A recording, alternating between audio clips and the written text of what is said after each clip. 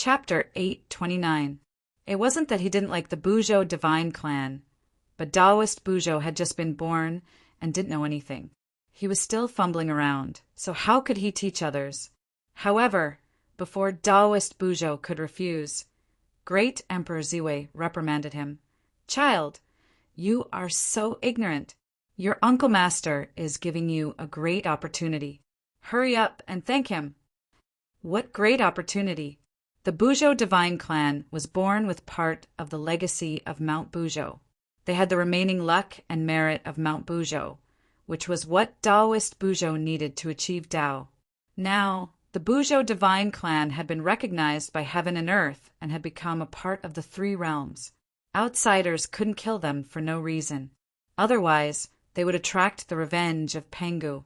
However, if he couldn't kill them, how could Taoist Buzhou take back the luck? He could only use other methods. This was the opportunity that Feng Zichen wanted to give to Taoist Buzhou. Educate the Buzhou divine clan.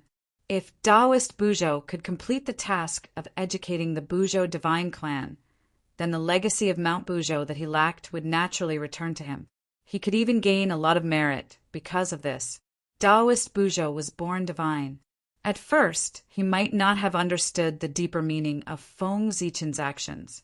However, after being reminded by Great Emperor Ziwei, he immediately understood. He quickly cupped his hands and thanked him. "Thank you for your help, Uncle Master." Then Taoist Buzhou promised, "Leave the Buzhou divine clan to me. Don't worry, Uncle Master.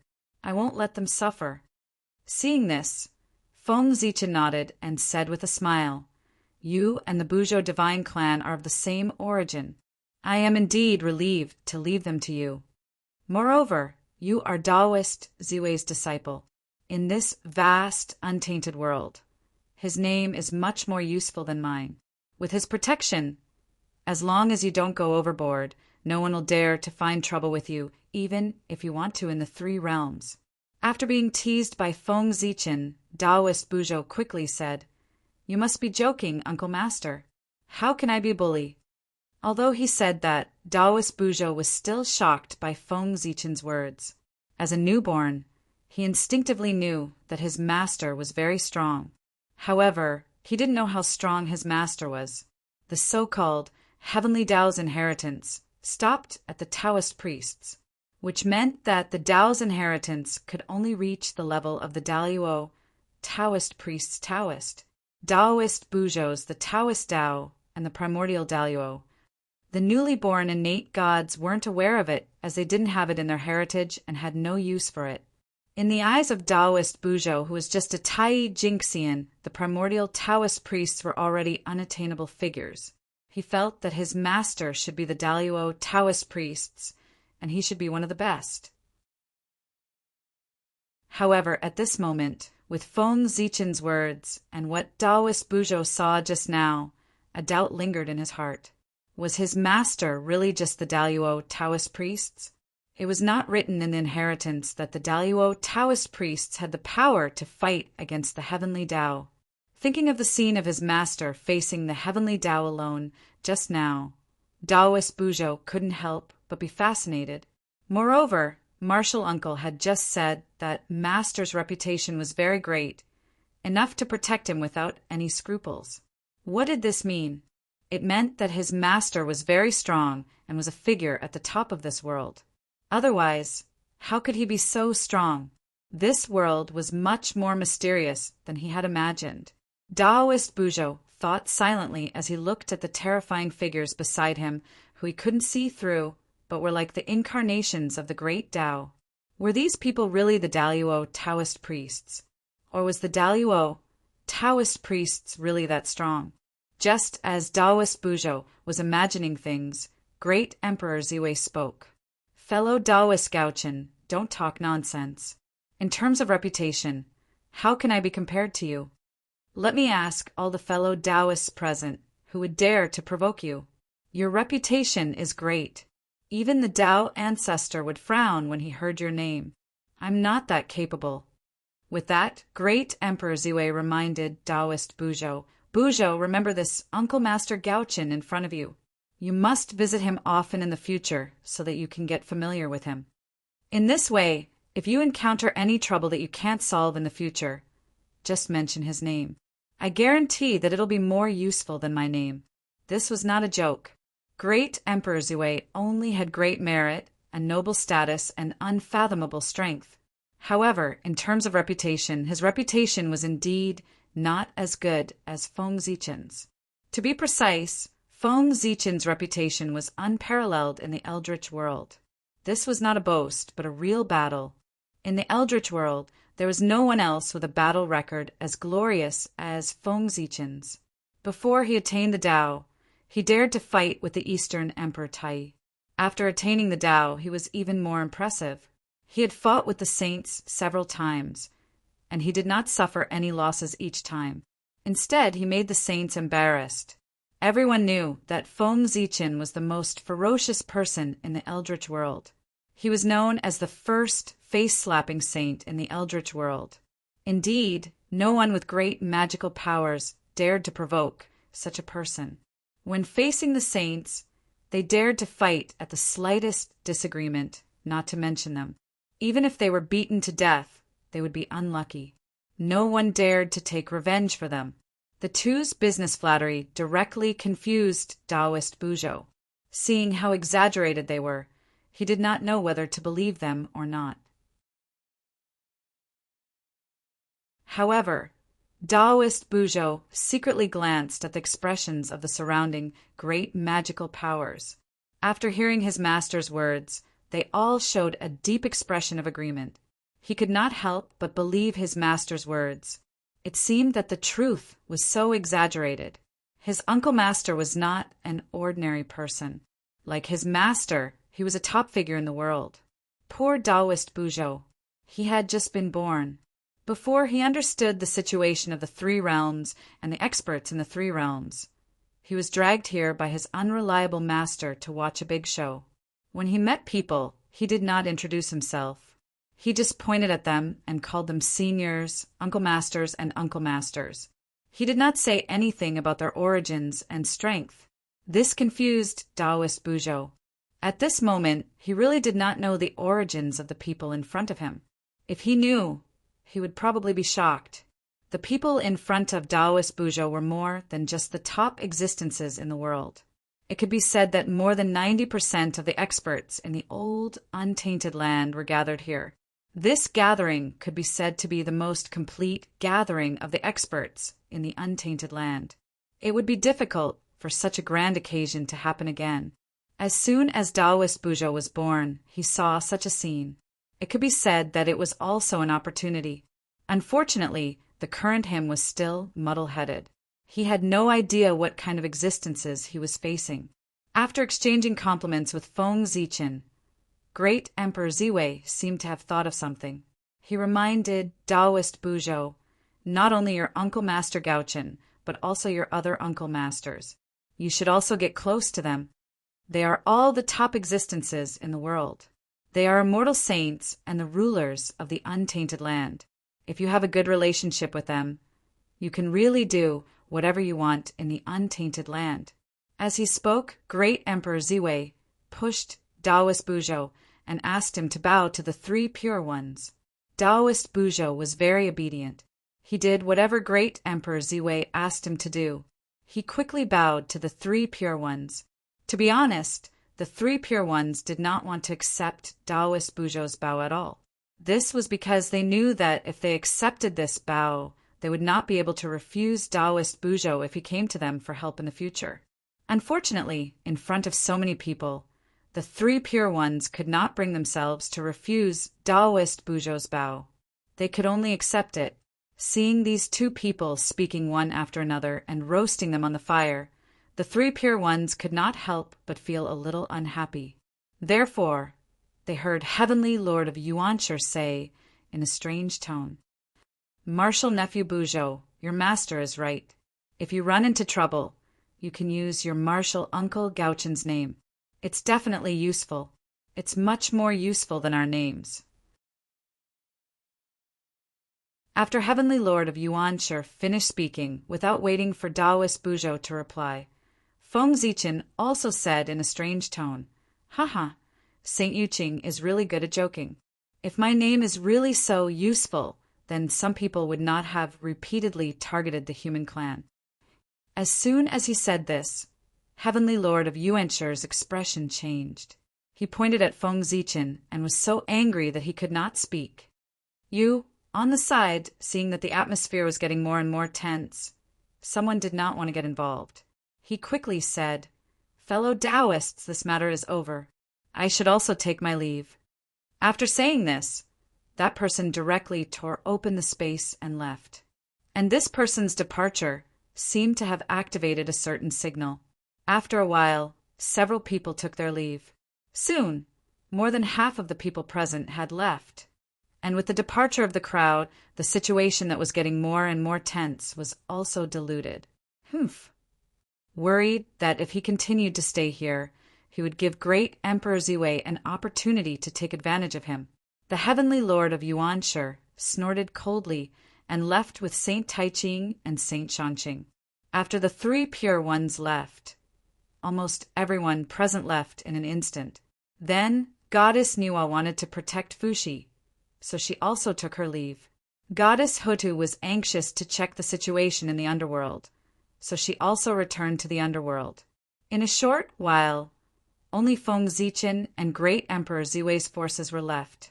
Fuxi was about to attain the Tao. This was a major event for the human clan. Feng Zichen, the sacred emperor of the human clan, was bound to have a training ground. For this, he also proposed to leave. "Taoist Ziwei, I'll leave Buzhou God clan to you.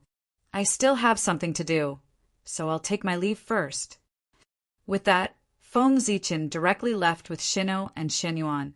After Feng Zichen left, Great Emperor Ziwei was not in a hurry to leave. Instead, he looked at the ruins of Mount Buzhou under his feet. Sigh, to think that the former Holy Land would end up like this. It's really sad.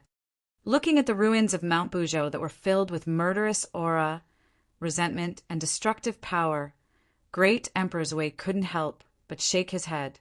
Then he stretched out his hand and drew in the void repeatedly.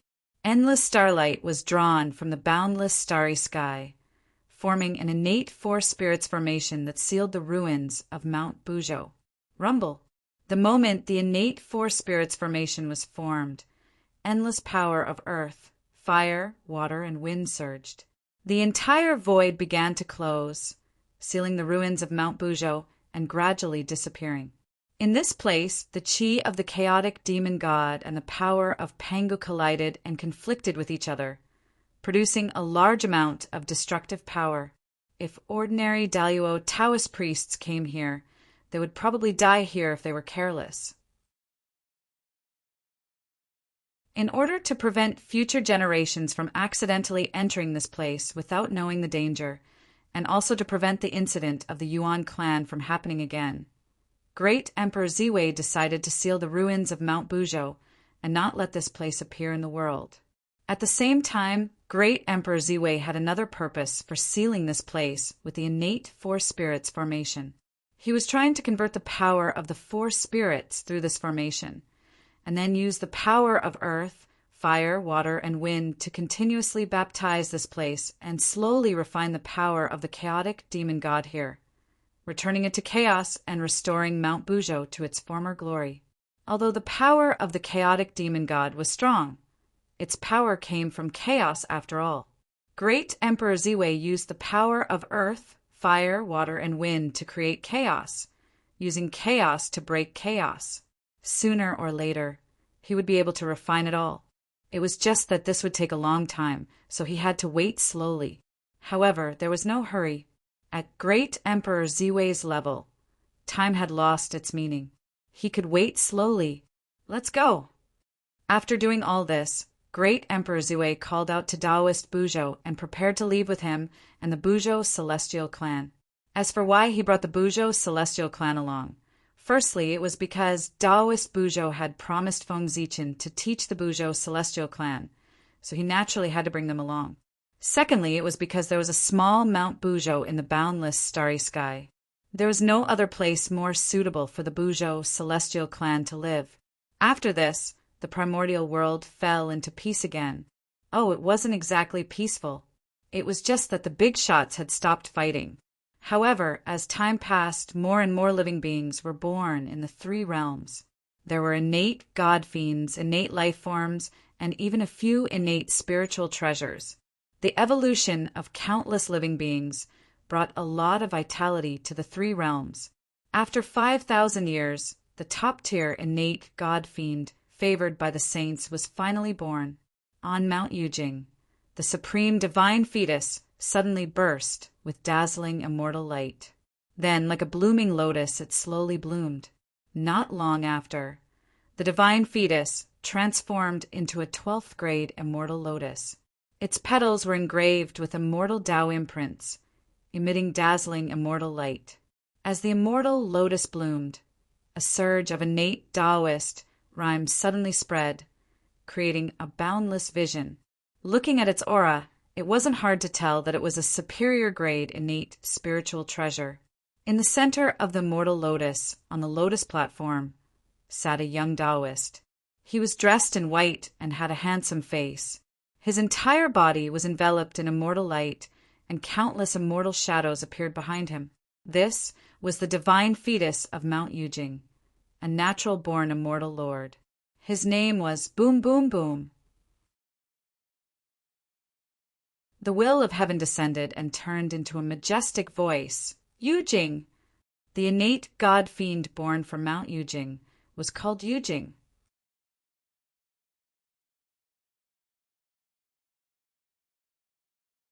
Chapter 830.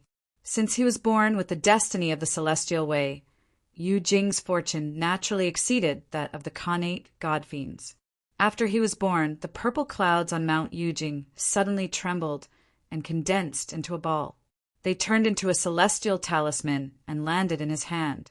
The purple cloud celestial talisman was formed by the purple cloud palace's aura combined with the Khanate purple cloud. Internally, this talisman could calm one's mind and block all external demons. Externally, this talisman could borrow a bit of the purple cloud palace's power. Its defense was unparalleled, and it could also suppress enemies. This treasure was a rare, superior grade Khanate spiritual treasure. Together with the grade 12 celestial lotus under Yu Jing's feet, he was born with a total of 2 superior grade Khanate spiritual treasures. It was very extraordinary. The primordial world had its own rules. Supreme grade Khanate spiritual treasures were only qualified to be born with natural saints, and top-tier Khanate god fiends were basically born with a superior grade Khanate spiritual treasure or middle grade Khanate spiritual treasure. And for someone like Yu Jing, who was born with 2 superior grade Khanate spiritual treasures, this treatment was already the best among the top-tier Khanate god fiends. Not long after Yu Jing was born, the other Khanate god fiends were born one after another. On Mount Shoyang, the Khanate brass meridian vibrated, and a golden divine dragon flew out. Under the sunlight, its golden scales reflected a bright golden light. Roar! A shocking dragon roar was heard, and it was filled with endless majesty. Another top-tier Khanate god fiend was born. Before the heavenly Tao gave him a name, the Grand Pure One had already said, "Your name is Buying." Good fellow, the Grand Pure One was really casual with his name. He directly used the name of the sect as his disciples' Taoist name. However, thinking about Xuandu's Taoist name, there was nothing strange. Xuandu, wasn't that the name of the Grand Pure One sect?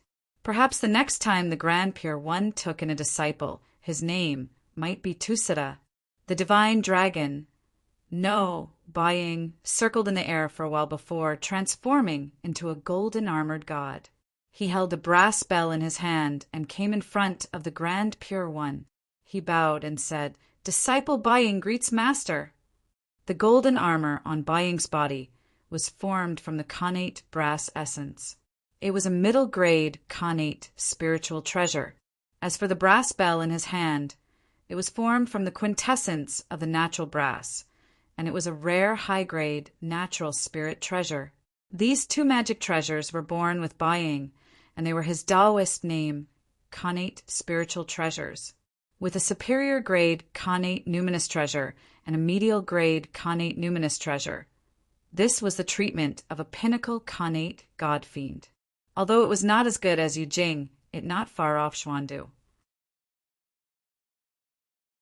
After the 8 scenes, above the distant eastern sea, the heaven-mending stone suddenly cracked open. A figure covered in multicolored light walked out from within, exuding boundless divine might. He was heaven's heavenly god-fiend. Was god-fiend heaven's god-fiends? Was connate god-fiend's god-fiend? Remember, it's not called a deity, but called Butian. Heaven, heavenly God, as divine heavens, as heavenly heaven. Was merit, merit? Was heave was merit. It was just that the divine sky-mending stone did not have intelligence, so this merit did not appear. But now, the innate God Tian Bu celestial being born from the divine stone of heaven, repairing divine stone, was born. Buzz, buzz, buzz. After the divine being was born, the divine stone that gave birth to him didn't crack. It floated in the air and constantly trembled. Underground on Flower Fruit Mountain, the ancestral energy of the 10 continents surged and rushed toward the divine stone of sky mending. At the same time, the source energy of the world descended from the sky and poured into the divine stone of heaven mending. Boom! After absorbing these 2 types of energy, the divine stone of heaven mend underwent a mysterious change. It actually turned into a stone seal with the words "Mend the Heavens" engraved at the bottom. It was surrounded by a 5-colored glow and emitted an indescribable aura as if it could mend the world. The divine seal of heaven patching, a top-tier upper-grade, primordial innate spirit treasure, was the primordial spirit treasure of heaven patching divine man. This was also a peak innate god. On the Golden Turtle Island, a supreme formation was operating crazily. Endless chaotic chi surged and drowned the innate godly fetus in the center of the formation. In terms of potential, this innate godly fetus was indeed not as good as Kunlun Mountain's Yujing or Shouyang Mountain's Baying. However, as a formation grandmaster, Tong Tian had extraordinary means. He used the power of the Jie sect to set up a supreme formation and seize the fortune of the world to change the innate godly fetus's potential. Boom! At a certain moment, the 4 immortal extermination swords vibrated, and each of them shot out a sword ray that slashed at the innate godly fetus in the center of the formation. Immediately, the divine fetus exploded and a slender figure walked out with a long sword in hand. His aura was sharp like a divine sword that had just been unsheathed. Taoist Tong Tian was this innate god's name. As for the long sword in his hand, it was called the Immortal Slaying Sword. It was a superior grade innate spiritual treasure formed by a strand of sword chi from the 4 immortal extermination swords. He was also a peak innate god. In the west, on Mount Meru, the grade 9 golden lotus of merit bloomed silently in the 8 treasures merit pool, releasing endless golden light. And in the golden light, a figure in a golden robe gradually appeared in front of them. He wasn't an innate god born by the world, but a superior grade innate spiritual root formed by the grade 9 golden lotus of merit. But this didn't mean that he wasn't an innate god. On the contrary, he was also a peak innate god. A supreme grade innate spiritual root formed an innate saint. If it was a grade 12 golden lotus of merit, even the 3 pure ones would have to address him as a Taoist. Back then, Taoist Black Lotus's grade 12 Black Lotus of Apocalypse was just a Daluo Taoist priests. In the entire demon sect, he was nothing. But in the demon sect, who would dare to underestimate him? With the Daluo Taoist priest talent, he was the first person to become a high-ranking member of the demon sect. A supreme grade innate spiritual root formed an innate saint. A superior grade innate spiritual root formed an innate saint, and a superior grade innate god. Moreover, the grade 9 virtuous golden lotus was not just a high, grade primordial spiritual root. It was also a high-grade primordial merit spiritual treasure, a supreme grade primordial merit spiritual treasure. The grade 12 virtuous golden lotus could be considered its offspring. With such an identity, once it formed, it would naturally be a top-notch innate god. It was absolutely noble, even more noble than jade capital. This was because the grade 9 golden lotus of merit was a descendant of heaven creation. It was qualified to inherit heaven creation's providence. Pudu, inexplicably, a voice suddenly reverberated in the void, resonating with the world. Pudu was the name of the person formed by the grade 9 golden lotus of merit. It was given by the heavenly Tao. What a disappointment. He wasn't called Golden Lotus, but Pudu. Pudu meant to wield dharmic powers to liberate all living beings. It was a very meaningful name, and it also confirmed his origin. Golden Lotus of Merit. Rumble. As Pudu was born, all kinds of strange phenomena appeared in the world. The commotion was second only to the birth of Taoist Bujo. That's right, Pudu wasn't a top-notch innate god, but a natural-born saint. As a mere grade 9 golden lotus of merit, Pudu naturally wasn't qualified to become a natural-born saint. But did anyone still remember? In order to allow Pudu to be born in advance, the two saints of the West didn't hesitate to use their saint essences to nurture him. After absorbing the saint essences of two saints in succession, even a pig would change, let alone a grade 9 golden lotus of merit. Naturally, he also underwent an unbelievable transformation, transforming from an innate god to a natural-born saint. Moreover, the grade 9 golden lotus of merit under Pudu's feet also gradually changed. A 10th petal suddenly appeared on the body of the grade 9 virtuous golden lotus, and it went from grade 9 to grade 10. This also caused its grade to rise from a superior grade innate spiritual treasure to a supreme grade innate spiritual treasure. The 10th petal was born after absorbing the saint essences. The birth of a supreme grade innate spiritual treasure was also the treatment of a natural-born saint. Pudu was undoubtedly a natural-born saint, and he would also become the key to the prosperity of the West. In the eyes of the heavenly Tao, the treatment of a natural-born god from the chaotic green lotus was probably second only to that of the orthodox Pangu. Even Yu Jing, who was born with the immortal Tao's providence, couldn't be compared to Pudu. Only Taoist Bujo could firmly suppress him. Of course, Yuan, who had already fallen, could also do so. Similarly, Pudu's birth exposed the West, which had long faded from everyone's sight, to the present Aparagodania state. At this moment, countless people looked at a Aparagodania state. Their eyes flickered constantly, and no one knew what they were thinking.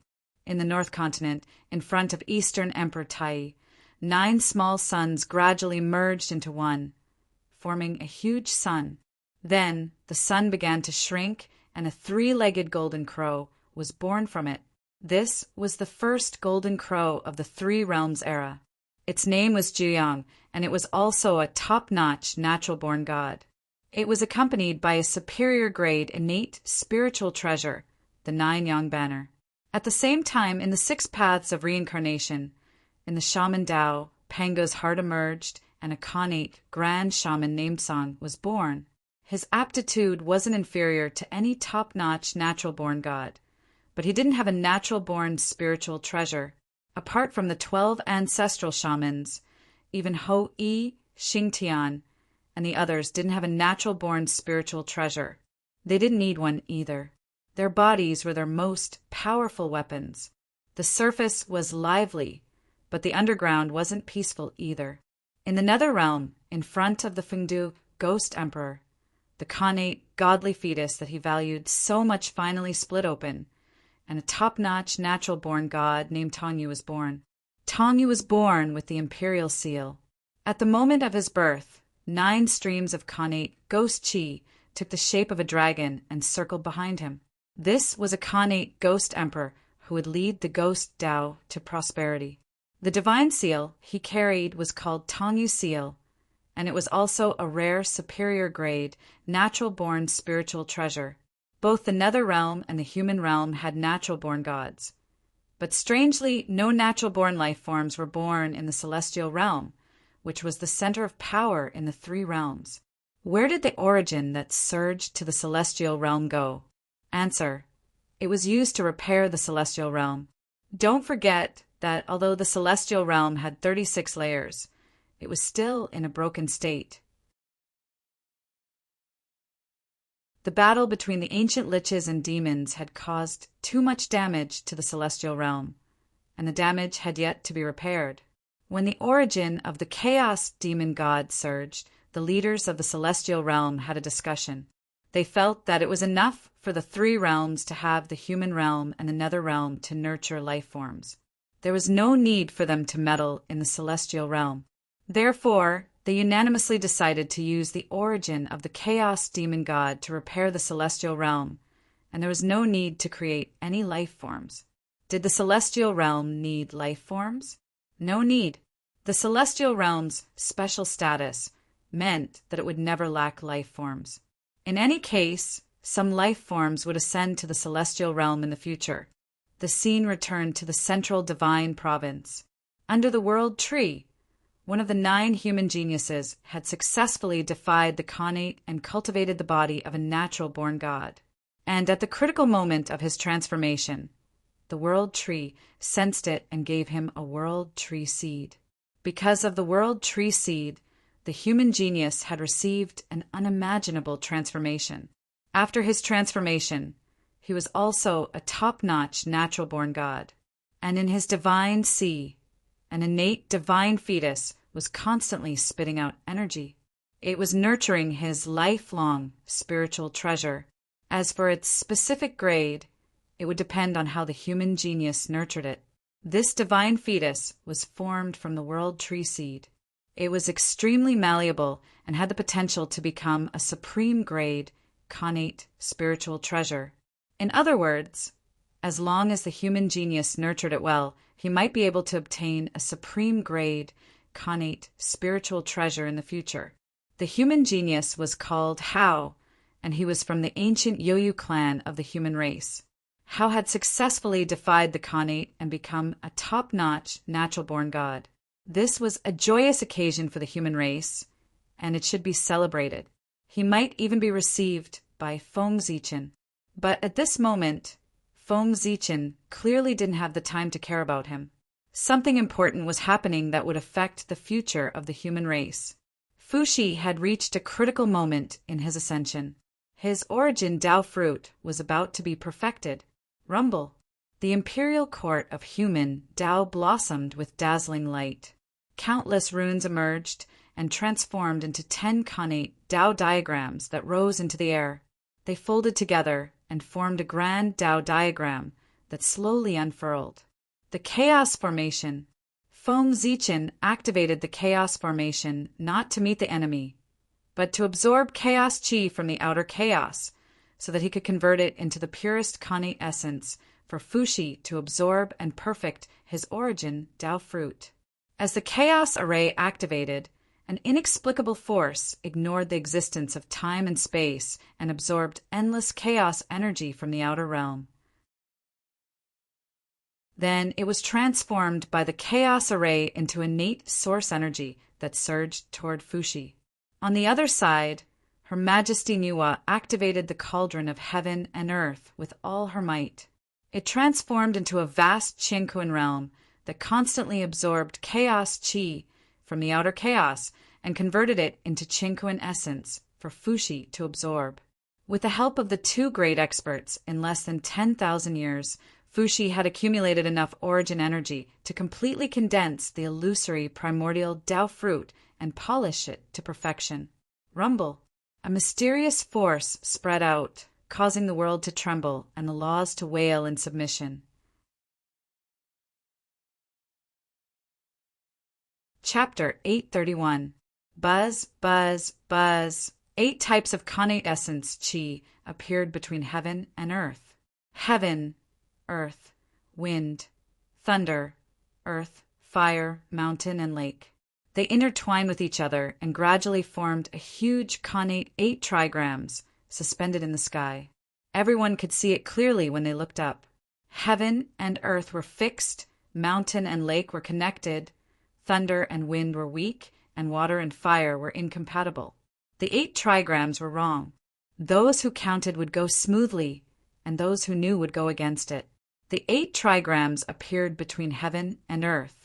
Such a phenomenon meant that Fuxi had perfected his origin Tao fruit and truly achieved Tao. For a moment, all the powerful cultivators had envious gazes. The 3 pure ones, 2 saints of the West, and the others frowned silently. The human race had become stronger again. It would be more and more difficult to deal with them. After Fuxi attained the Tao, he first greeted everyone and thanked them for their protection. Then he said loudly, "I'm sorry." Then he said loudly, "Poor Wei Fuxi has achieved Tao. In order to thank heaven and earth, I will preach Tao in the Emperor City of the Central God Province in 20,000 years. Those who are fated can come and listen." His voice was so loud that it resounded through the entire primitive world. Everyone in the 3 realms heard it. Fuxi preaching Tao was a matter of course. At that time, the primitive world would transform and the 3 realms would be reborn. Countless connate life forms would be born. These people had incomplete inheritances and needed someone to show them the way forward. Luais and Fuxi had achieved Tao at this time. They should preach Tao to all living beings and open the door for them. In fact, it was not only them. The other saints and origin Tao masters also needed to preach Tao. This was the heavenly mandate and also the heavenly Tao's return gift to everyone. Preaching Tao, regardless of whether it was good or bad, would bring merit. At this time, Feng Zichen noticed that while Fuxi was speaking, endless runes were flowing behind him. They turned into a great Tao torrent about 3,000 miles long that spanned between heaven and earth. The great Tao was about 3,000 miles long. This was the performance of the 3rd sky of origin Tao. At the same time, it also meant that Fuxi had the cultivation of the 3rd sky of origin Tao. This was interesting. Reaching the 3rd firmament of primordial chaos, as soon as he attained the Tao, was a treatment only saints had. A saint's attainment of the Tao was supported by the power of the heavenly Tao. Therefore, as soon as he attained the Tao, he would have the cultivation of the 3rd heaven of chaotic essence. However, ordinary people did not receive such treatment when they attained the Tao. Therefore, when they attain the Tao, they should start from the lowest 1st heaven of primordial chaos. Thus the problem arose. Throughout the history of the primordial world, Daluo Jingxian had broken through to the primordial chaos. People like Dong Huangtai, Dijun, and Dijiang were far away. People like Feng Zichen, Great Emperor Ziwei, and Fuxi were close. None of them were at the 1st firmament of primordial chaos after their breakthroughs. Most of them were at the 3rd firmament of primordial chaos. Thinking of this, Feng Zichen suddenly had a bold guess. In fact, breaking through to become a primordial chaos Daluo Jingxian wasn't as difficult as one would imagine. However, the heavenly Tao had set some restrictions on this, which made it extremely difficult to break through to the primordial chaos Daluo Jingxian. It was also because of this that the great divine abilities of the primordial world were suppressed a little by the heavenly Tao. Therefore, after breaking through to the primordial chaos Daluo Jingxian realm, they were able to advance several levels. This was the so-called good preparation. Of course, this was only Feng Zichen's guess. The truth might not be so. He still had to find an opportunity to verify the specific truth. I still have to thank you for attaining the Tao, fellow Taoist. Fuxi came to Feng Zichen's side and bowed respectfully. Feng Zichen accepted this calmly. With Fuxi's aptitude, attaining the Tao was inevitable. However, it shouldn't have happened now or so quickly. The reason why Fuxi could attain the Tao so quickly was that when the heavenly Tao descended in the chaos outside the sky, Feng Zichen had informed him in time to come and watch. It was precisely because he had taken a look at the body of the heavenly Tao that Fuxi saw through the confusion in his heart and cultivated to the primordial chaos Daluo Jingxian realm. From this point on, Feng Zichen could be considered to have helped Fuxi attain the Tao. It was only right for him to accept his bow. Fellow Taoist, are you going to preach the Tao in the human emperor city? Have you found a suitable place? If not, I'll lend you the sky-gazing peak. Looking at Fuxi, Feng Zichen asked curiously. It was true that the human emperor city was very big. There was even a primordial chaos demon god suppressed in it. It could be said to be the top holy land in the primordial world. However, as the imperial city of the human clan, the human emperor city was naturally full of humans. If too many living beings came to preach the Tao here, it would probably be crowded even with the size of the human emperor city.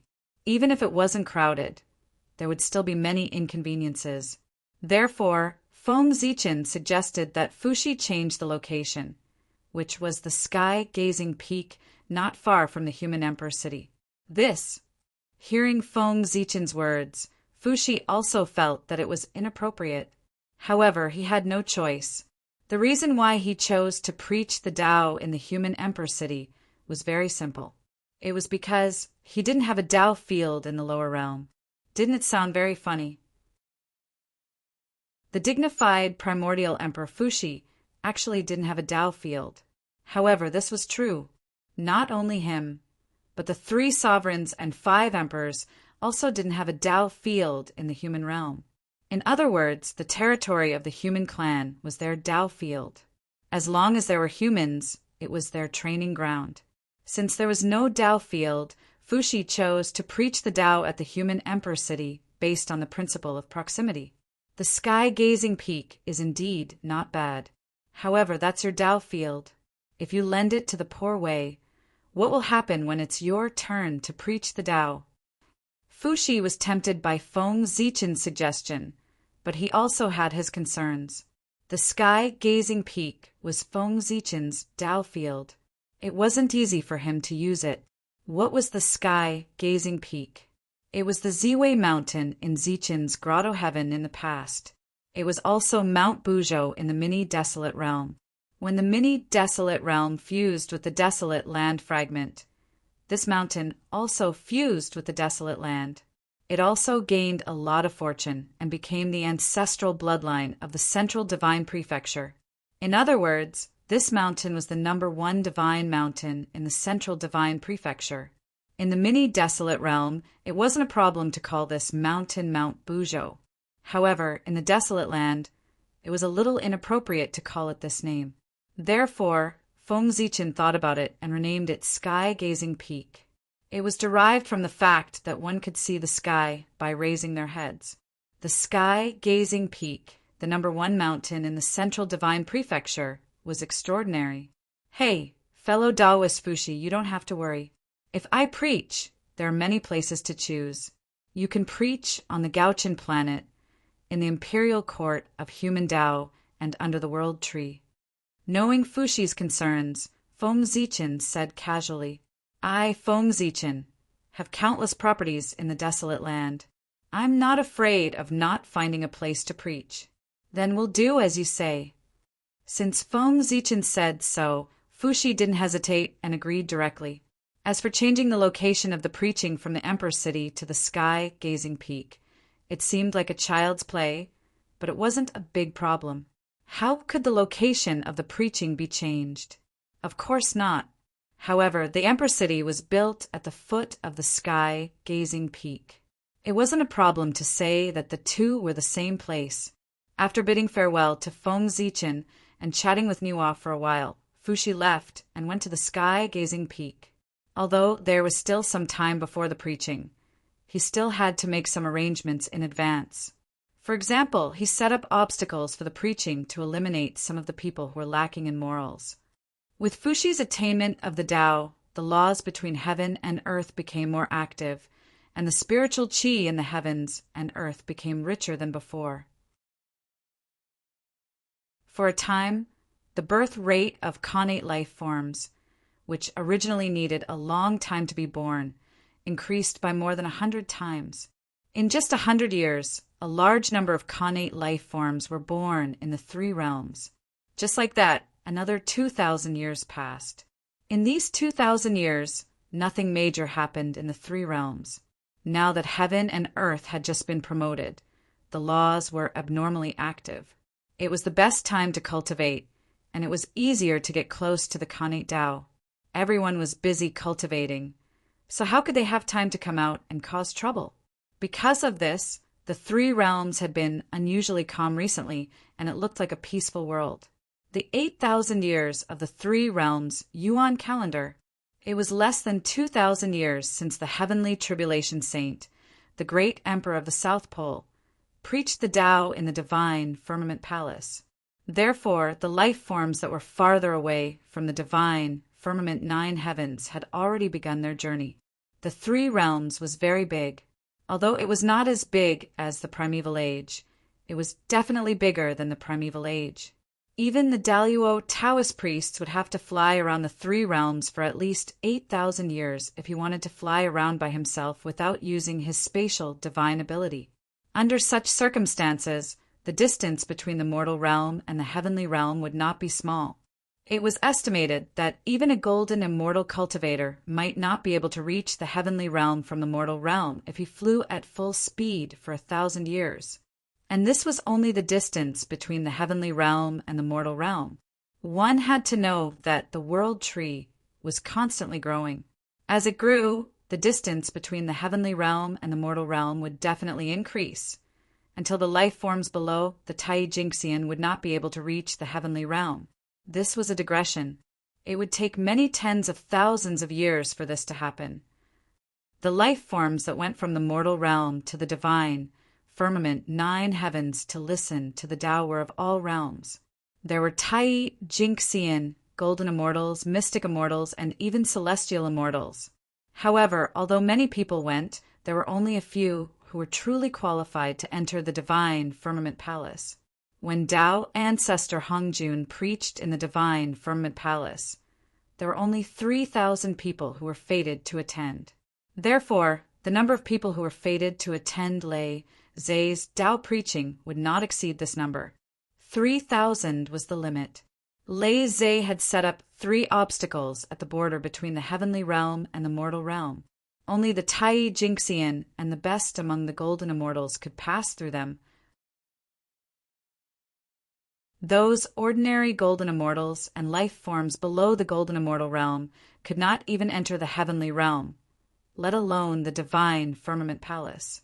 This Tao preaching was destined to have nothing to do with them from the beginning. However, there was no need to worry. Even if they could not reach the heavenly realm, they would not encounter any danger. After all, they came to listen to the Tao. Lei Zhe would not let them die halfway through because of an accident. There was no need to pay special attention to these life forms. Lei Zhe only needed to give an order. Before and after his Tao preaching, killing was prohibited in the 3 realms. Then, no one in the 3 realms would dare to kill or provoke the Saint Lei Zhe, because he was not only a saint, but also a saint who controlled the heavenly tribulations. Everyone knew that saints were terrifying. However, they had not seen them with their own eyes, so they did not have a concrete understanding of them. However, the heavenly tribulations were different. The fear of them was rooted in the depths of their souls. Therefore, no one dared to disobey Lei Zhe's order. In the eyes of the people, Lei Zhe was the most terrifying saint. At the same time, he was also the most hated saint in the 3 realms.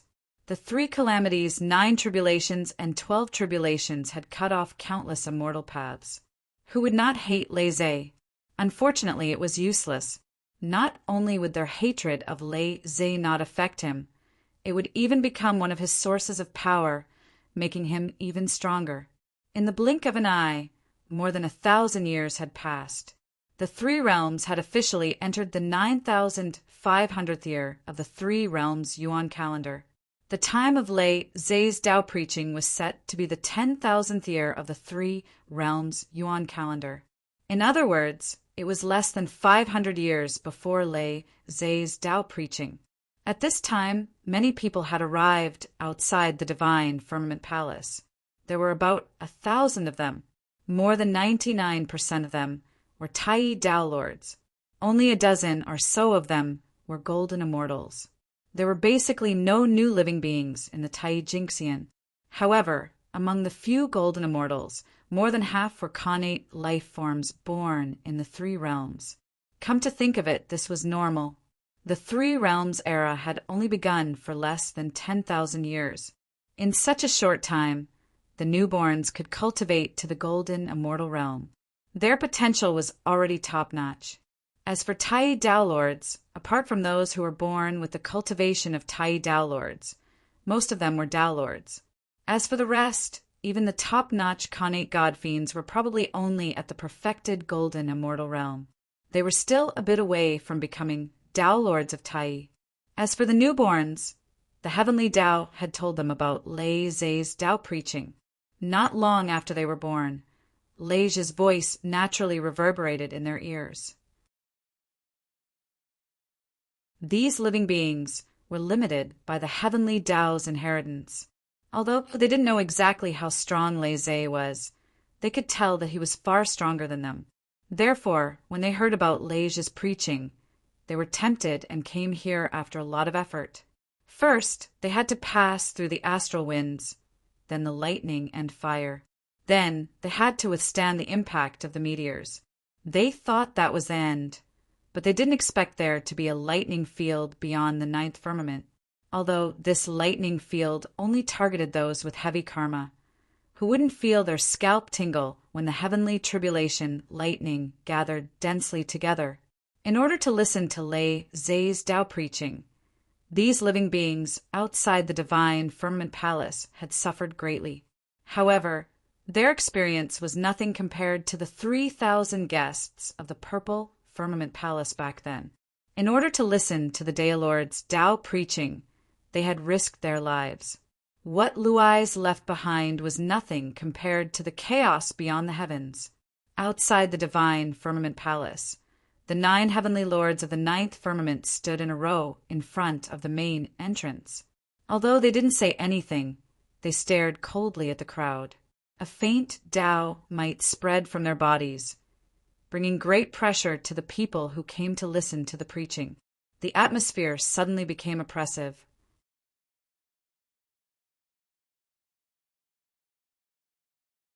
Chapter 832. The 9 divine lords of the 9 heavens did this for no other reason than to scare the crowd. Once there were too many people, it was easy to cause trouble. The 9 divine lords of the 9 heavens were very lazy and didn't want to waste their time. Therefore, he pretended to be unapproachable in order to scare the crowd and make them behave themselves. The effect was indeed good. Seeing the 9 divine lords of the 9 heavens' expression, the crowd didn't dare to move at all for fear of angering them. They just stayed outside the divine firmament palace and waited quietly. They weren't just afraid. The 9 divine lords of the 9 heavens didn't hide their cultivation at all. The magnificent aura that belonged only to the Daluo Taoist priests spread out from their bodies and pressed down on the crowd's hearts like a huge rock, bringing them great pressure. Facing the 9 divine lords of the 9 heavens, the crowd felt as if they were facing the great Tao directly, as if they were the incarnation of the great Tao. Thinking of this, even the ignorant crowd knew that the 9 people in front of them were probably the legendary Daluo Taoist priests. Thinking of this, the crowd felt even more respect for the 9 divine lords of the 9 heavens. They didn't even dare to show a trace of dissatisfaction. The Daluo Taoist priests were standing outside the door. They were a group of Tai Tao lords. What was there to complain about? The crowd waited for another 400 years. It was less than 100 years before Lei Zhe, the heavenly tribulation saint, would teach the great Tao. At this time, there were more than 2,000 cultivators gathered outside the divine firmament palace. Most of them were ancient creatures, and the newborn creatures barely made up 10%. 10,000 years was still a short time. Not many creatures could be born. Even if many creatures were born, it would be difficult for them to cultivate to the golden immortal or Tai Jinxian realm in such a short time. However, this wasn't all bad. At least the newborn creatures who could come to the divine firmament palace at this time all proved their excellence. They were born less than 10,000 years ago, but they already had the cultivation of top golden immortal or Tai Jinxian realm. If they were innate god fiends, it would be fine. But if they were innate creatures, their aptitude could be said to be quite extraordinary. Even now, the gates of divine firmament's palace still showed no signs of opening. It was unknown what they were waiting for. Although the crowd was puzzled, they didn't dare to ask. They just waited silently. In his heart, he thought, perhaps the divine firmament palace's doors will only open when the time is right. Just as everyone was thinking about this, the 9 brothers of the 9 firmament monarchs suddenly moved. They turned around and opened the door. After opening the door, Ju Tianjun didn't let them in. He just stood outside the door, respectfully with a faint smile on his face. No one knew what he was doing. Although everyone was puzzled, no one was tactful enough to ask. Their knowledge was limited, but that didn't mean they were stupid. Looking at the 9th heaven, Lord's expression, they could roughly guess what was going on. The 9th firmament master of the 9 clouds opened the gate and waited outside, respectfully. As for who that great figure was and how powerful he was, the old creatures all knew. There was an 80% chance that a saint came. However, the new life form knew nothing about it. But it didn't matter if they didn't know. They could guess. The 9th firmament master of the 9 clouds had the same cultivation as the Daluo Taoist priests. He was already an unreachable figure in their eyes. Someone who even such a figure had to be respectful to was undoubtedly more terrifying than the Taoist priests. It was an existence beyond their knowledge. Just like the saints, these new life form didn't know what kind of realm they were in. In the inheritance they received, there was no such realm at all. They just instinctively thought that the saints should be a very powerful title. As for how powerful they were, they didn't know. But now they knew that the saints were definitely more powerful than the Daluo Taoist priests, because the saint they were about to meet actually made the 9 Daluo Taoist priests welcome him outside. If they weren't more powerful than the Taoist priests, would they dare to do so? They guessed right. The 9th firmament master of the 9 clouds changed his attitude because the great figures were about to arrive. Now, the 9 of them represented the face of the Luai's Lock. If they were to greet the other powerful beings with a straight face, the Luai's Lock would definitely teach them a lesson. This time they were there to make the Luai's Lock proud, not to embarrass the Luai's Lock. If they really messed it up, the 9th firmament master of the 9 clouds didn't dare to be careless when he thought of the Luai's Lock. He took out the etiquette he had practiced for many years and got ready to welcome the great figures from the Eldritch Land. The saints were the rulers of the world, so they were naturally the last to arrive. Therefore, the great figures from the Eldritch Land were the first to arrive. The Luai's Lock becoming a saint was a big event in the Eldritch Land. As long as they didn't hate the Luai's Lock, they would come to watch the ceremony and congratulate the Luai's Lock becoming a saint. There were many great figures in the Eldritch Land. The 9th firmament master of the 9 clouds was an otaku who didn't go out all year round, so he didn't know most of them. Well, in fact, even the Luai's Lock didn't know all the great figures from the Eldritch Land, let alone them. After all, some of the great figures were really otaku, even more otaku than the 9th firmament master of the 9 clouds. Some of them even stayed in seclusion for an eternity. They really didn't show up unless something big happened in the world. Some of the great figures didn't even want to show up when the world was destroyed. Those great figures were like that. Except for their peers, the powerful figures who were born later had never heard of their names, let alone know them. They couldn't even greet them when they met. Therefore, when the first group of great figures arrived at the Shenshao Palace, the 9th firmament master of the 9 clouds raised his head. Good heavens! The 9 brothers didn't know any of them. However, it didn't matter if they didn't know their names. because it wasn't a problem for the ninth firmament master of the 9 clouds. As long as they didn't know the great figures, they all called them seniors and invited them into the Shinshao Palace respectfully so that their masters could chat with them. It's not that the author can't think of names, it's just that there are too many people. As for whether their masters knew them or not, it had nothing to do with the 9th firmament master of the 9 clouds. They were only responsible for welcoming the guests and didn't care about anything else. When the great figures arrived and saw the 9 Daluo Taoist priests standing in a row outside the door, they couldn't help but feel shocked. They felt that this new saint had hidden his strength too well. He had secretly taught 9 disciples at the level of Taoist priests. This was enough to make the Luai's Lock one of the top 3 on the Eldritch Lands master-teacher ranking. The 9th firmament master of the 9 clouds didn't know the great figures, so the people who came to listen to the sermon naturally didn't know them either. However, they had their own methods. When they saw the auras of the newcomers, which were as deep as the sea and as vast as the great Tao, they did not hesitate to call them Tao Lords.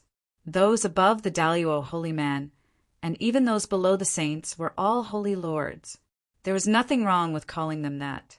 After a few groups of people came, and when finally a few people that the 9th firmament master of the 9 clouds knew came, the 9th firmament master of the 9 clouds had heard of great figures like Zhan Yuanzi, the Queen Mother of the West, Patriarch Nether River, and Patriarch Quimping, who often appeared in the untainted land.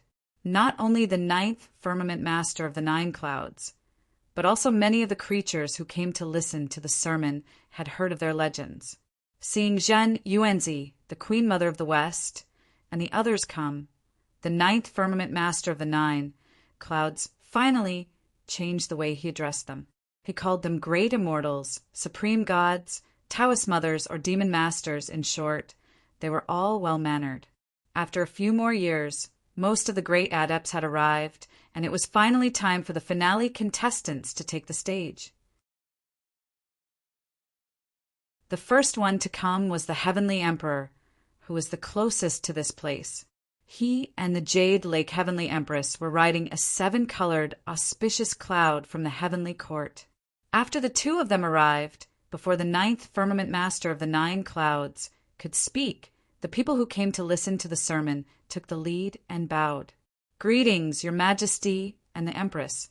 We wish Your Majesty and the Empress a holy and boundless life." The old creatures all bowed. Although the new creatures did not know who they were, they also bowed. The people could not recognize the great figures, but they could not recognize the Celestial Emperor and the Empress. Even if they did not recognize them, it did not matter. They were all Tao Lords, and they still had the means to look at aura. The boundless Emperor aura that symbolized the Celestial Emperor and the Empress above Jade Lake's head could be recognized as long as one was not blind. Seeing such a phenomenon, one naturally knew that the Celestial Emperor had come without the need for others to tell them. "Everyone, please rise." Walking down from the imperial chariot with Jade Lake, Heavenly Emperor Hao Tian asked everyone to rise in a very friendly manner. As Heavenly Emperor Hao Tian's realm became closer to that of primordial chaos Daluo Jinxian, his aura became more and more transcendent over the years. His majesty gradually faded, and he had a feeling that everything was not entangled in his heart. "Thank you, Your Majesty." Hearing this, everyone stood up. At this moment, 8 more people came down from the imperial chariot. They were Yaoji and the 7 fairies. Good Lord Hao Tian even brought his family with him this time. "Greetings, Your Majesty. Greetings, Your Majesty. Greetings, Princess Royal and the 7 princesses." 9 heavens lords stepped forward and respectfully bowed to Heavenly Emperor Hao Tian and Jade Lake. Then he nodded slightly as a greeting to the 7 fairies of Yaoji. Heavenly Emperor Hao Tian and Jade Lake's cultivation was high, and her identity was honorable enough. Therefore, she accepted the greetings of the 9 brothers calmly. However, the 7 fairies of Yaoji slightly tilted their bodies, not daring to accept the greetings of the 9 brothers. The daughter of the Celestial Emperor was not as precious as the Taoist priests. Heavenly Emperor Hao Tian looked up and down at Nine Heavens Lord and said with a sigh, "Are you the disciples of Taoist Changsheng? You are really extraordinary. All 9 of you are Taoist priests, immortal and indestructible. What a great fortune. Taoist Changsheng has really hidden himself well. 9 Taoist priests was nothing special. However, 9 Taoist priests of the same origin was a little scary. The origin was the same, which meant that if the 9 of them joined forces, there would be no hindrance. It was not as simple as 1 + 1.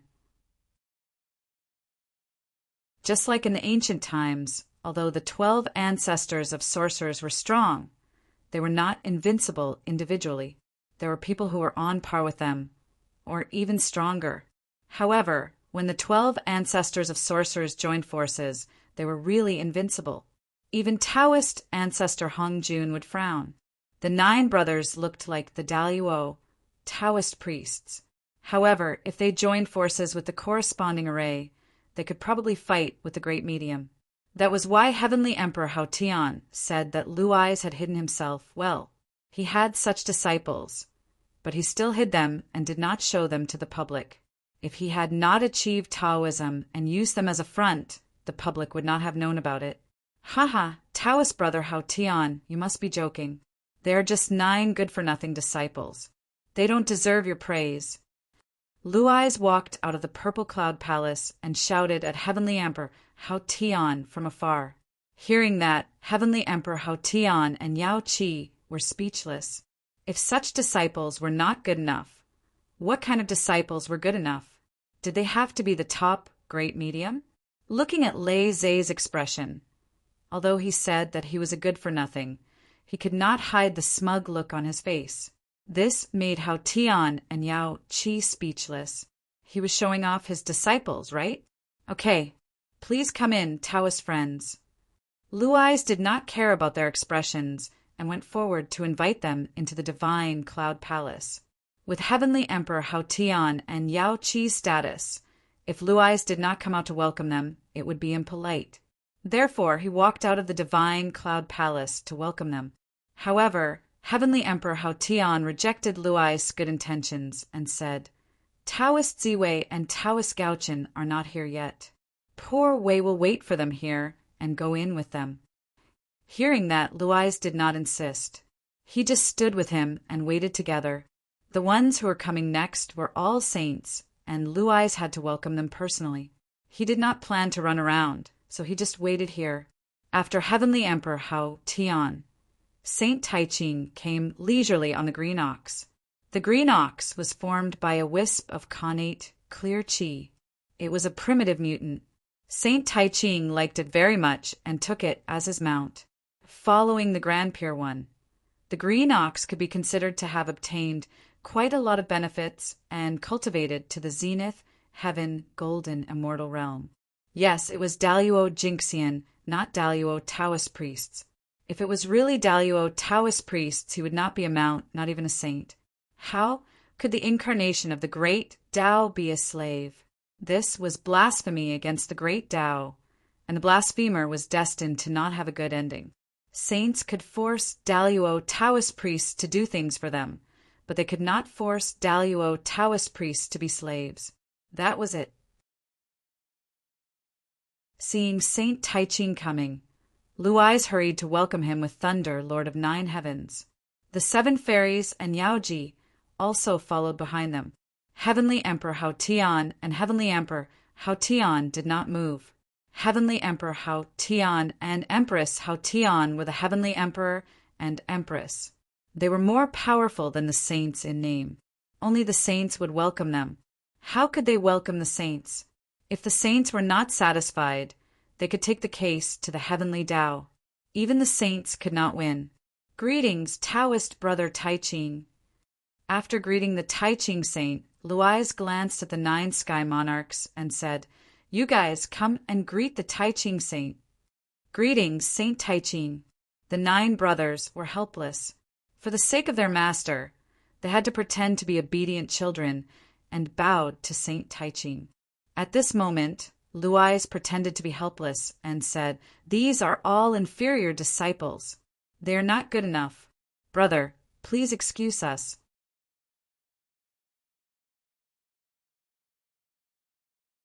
Chapter 833. The Grand Pure One was originally very happy, but after hearing Leizei's words, he could not help but freeze for a moment. Then he smiled bitterly and said, "Ha ha! Fellow Taoist Changsheng, you really know how to joke. The 9 disciples of a sect are all Taoist priests. If such a disciple is still a joke, how many disciples in the 3 realms can be taken out?" The effect of Leizei showing off his disciples in front of the Grand Pure One was not as good as he had imagined. After all, the Grand Pure One's methods of teaching his disciples were not bad. He had Xuandu under him to support him. However, Leizei did not care too much. He was not showing off his disciples to attack others. He was showing off and making himself proud. A sect with 9 Tao lords. This was the first among the sages to do so. Bringing it out to show off was a great boost to Luai's reputation. Saints were immortal, apart from making breakthroughs and obtaining primordial supreme treasures. Only some glorious things could make them happy. What a boring life. Really, I'm not envious. Saint, please enter. Leizei cupped his hands at the Grand Pure One and wanted to invite him into the hall. However, the Grand Pure One refused with a smile. He wanted to wait outside with Leizei for the other fellow Taoists. Not long after, the Heavenly Lord of Primordial Beginning arrived. As the person who paid the most attention to ostentation in the primordial world, the appearance of the Heavenly Lord of Primordial Beginning was quite extraordinary. How extraordinary was it? There was a poem as proof. The auspicious cloud above him was 30,000 feet tall, and he was covered in colorful clouds. A strange beast flew over as an armrest, holding the 3 treasure jade rui. The white crane led the way in front, followed by the red phoenix dancing immortal robe. The feather fan separated the clouds and mist, and the immortal child played the jade flute. The yellow-scarved strongman listened to the imperial order and smoke billowed. The immortals followed. The auspicious cloud above his head was covered in endless immortal light.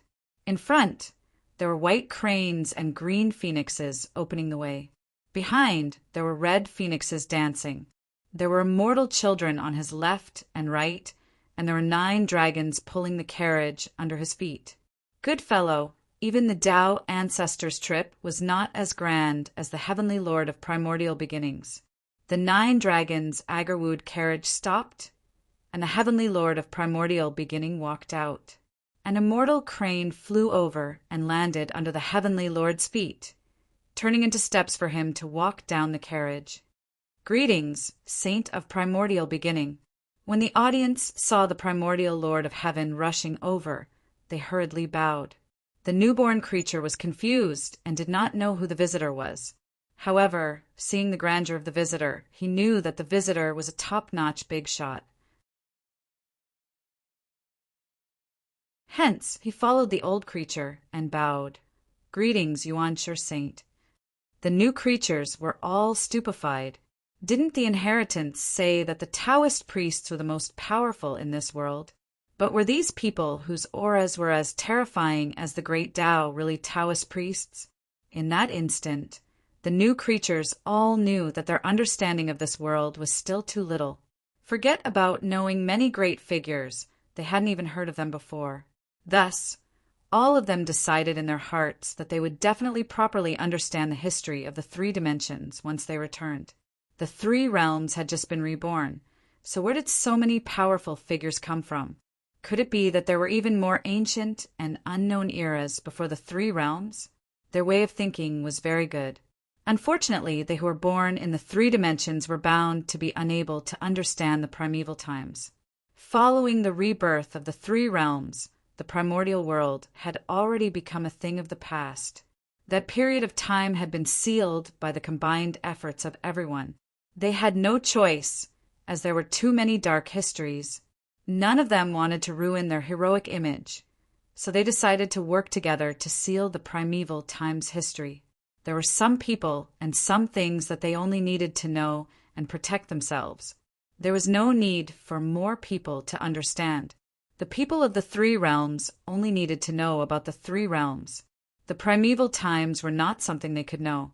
If they really wanted to understand, there were many legends about the primeval times. Whether they were true or not, they could slowly guess. Greetings, Yuanshi Saint. Master, Taiching Saint, Jade Emperor, and Queen Mother are waiting for you outside the divine firmament palace. Without waiting for Lei Zhe's instructions, the 9 heavenly lords had already walked over and greeted the Yuanshi Saint from afar.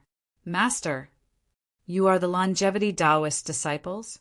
Asked the Yuanshi Saint uncertainly as he looked at the 9 Taoist priests of the same origin.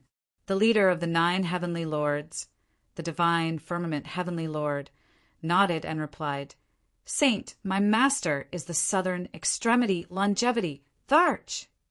Hiss. Hearing that, the Yuanshi heavenly lord's face did not change at all, but he gasped in his heart. To think that the southern extremity longevity emperor would be able to nurture 9 Tao sovereign disciples without making any noise at all. This was truly a well-hidden secret. Brother Yuanshi, it's been a while.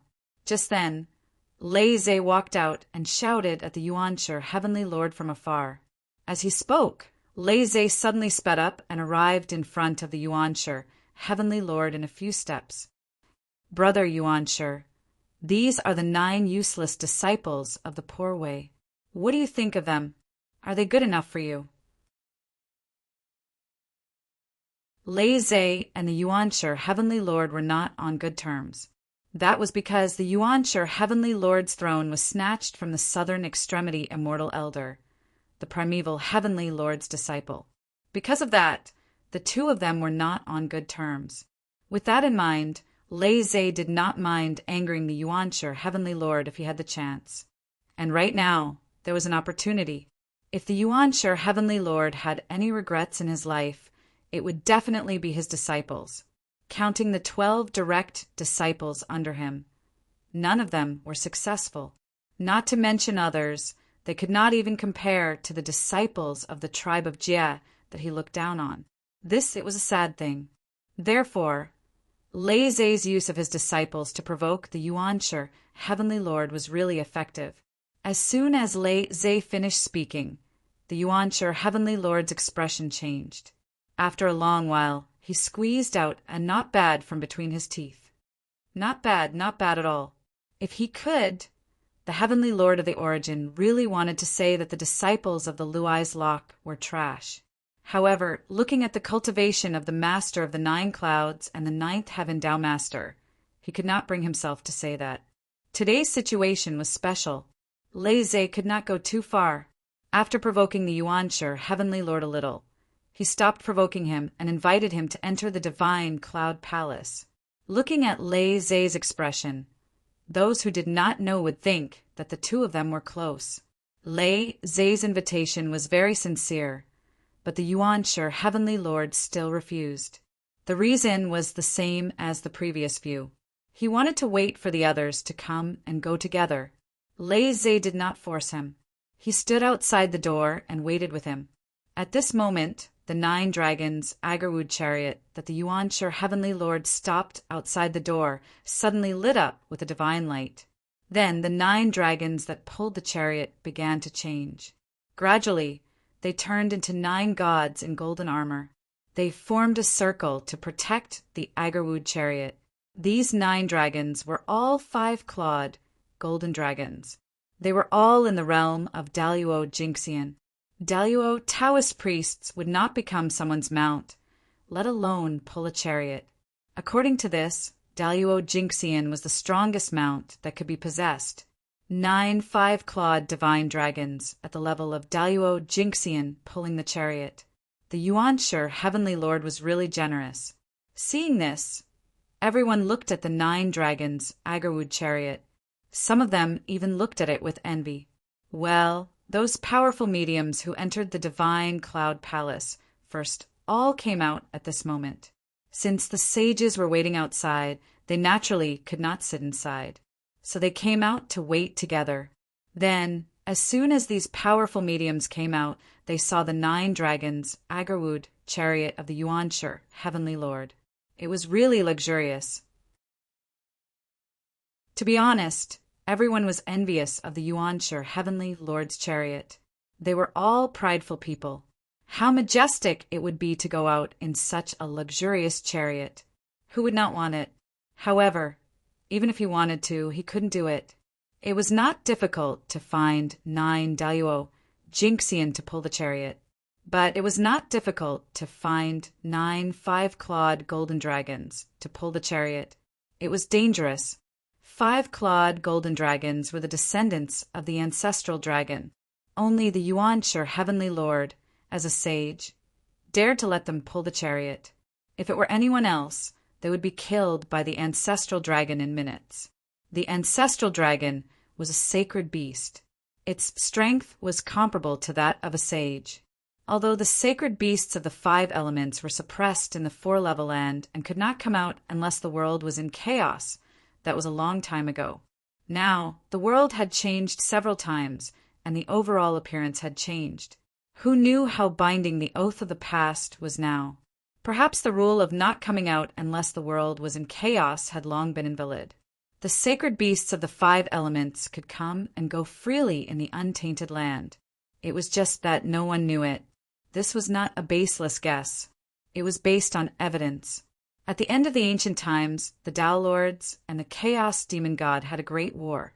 The untainted land was smashed into pieces, but the sacred beasts of the 5 elements did not appear. Was this not proof that they were free from the constraints of the heavenly way?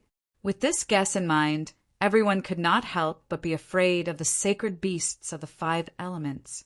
Naturally, they did not dare to attack the 3 Khanate clans easily. Therefore, these powerful people could only envy a chariot like the 9 dragons' Agarwood chariot. It was impossible for them to build an identical chariot. The chariot of the Yuanshi, Heavenly Lord, was so dazzling that even Lei Zhe could not help but take a few more glances. Seeing this, a smile appeared on the face of the Yuanshi, Heavenly Lord. As soon as he arrived at the Shenshao Palace, he was shown off by Lei Zhe's disciple. One could imagine how depressed he was. Now, with that gorgeous chariot, the Yuanshi, Heavenly Lord, could regain some of his dignity. Naturally, he was overjoyed. Unfortunately, the Yuanshi, Heavenly Lord, did not know what Lei Zhe was thinking. If he knew, he would not be able to smile. This was because Lei Zhe glanced at the 9 dragons' Agarwood chariot not out of envy, but because he wanted to see the Yuanshi, Heavenly Lord, make a fool of himself later. What kind of joke? He was already here. Rumble. Inexplicably, heaven and earth shook. Khanate Daos appeared together and hung in the sky. At the same time, billions of starlight fell and turned into a dazzling river of stars that slowly spread out in the void. In addition, auspicious clouds covered the sky. Auspicious qi filled the air. The heavenly way purple qi that represented the heavenly way appeared out of nowhere and spread out in the void.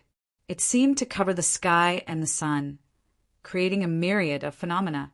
Khanate Daos opened the way, billions of starlight paved the way, and the heavenly way purple qi fell. Seeing this phenomenon, everyone knew that great Emperor Ziwei had arrived. Only he could bear such a phenomenon. Before great Emperor Ziwei appeared, everyone, including the sages, took the initiative to welcome him. What was ostentatious?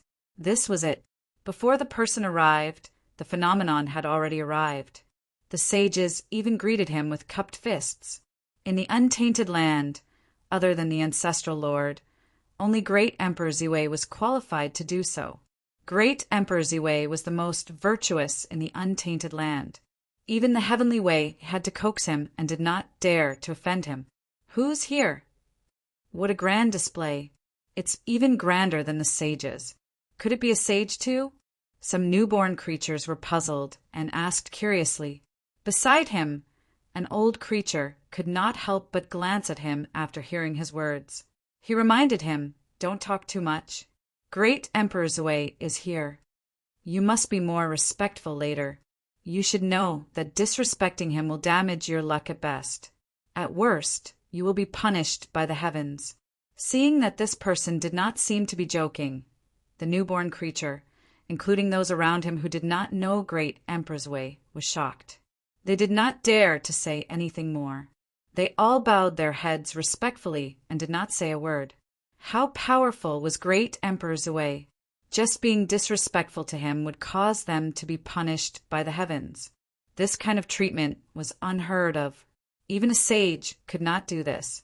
For a moment, everyone could not help but be curious about great Emperor Zui. What kind of person was he to have such great ability? To have tens of thousands of Daos open the way for him and have sages wait for him with cupped fists? While everyone was thinking, endless light suddenly rose from the end of the galaxy. It was extremely bright like the sun.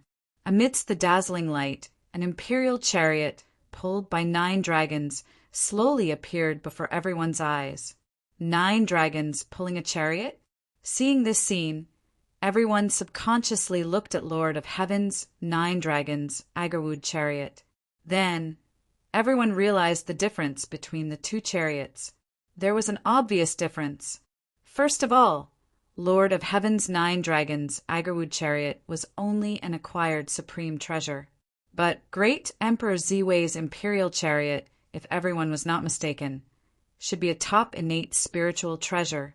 No one knew where great Emperor Ziwei found it.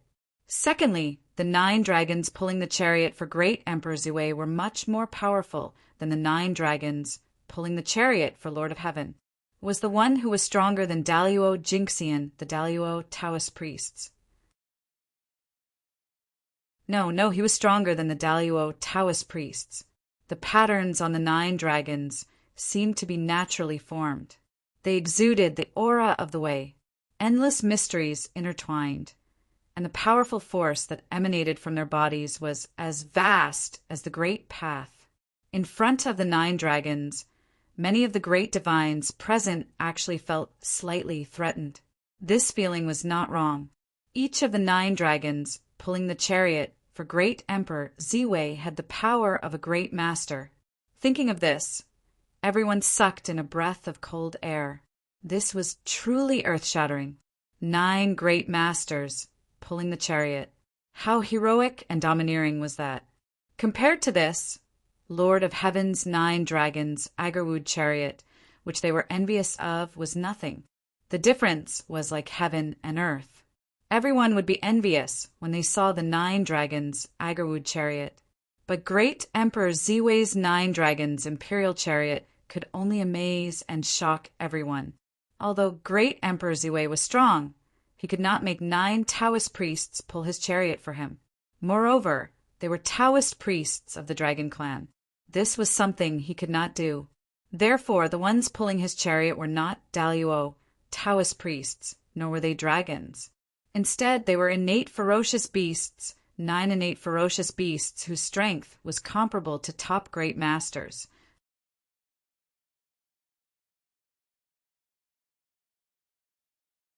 Chapter 834.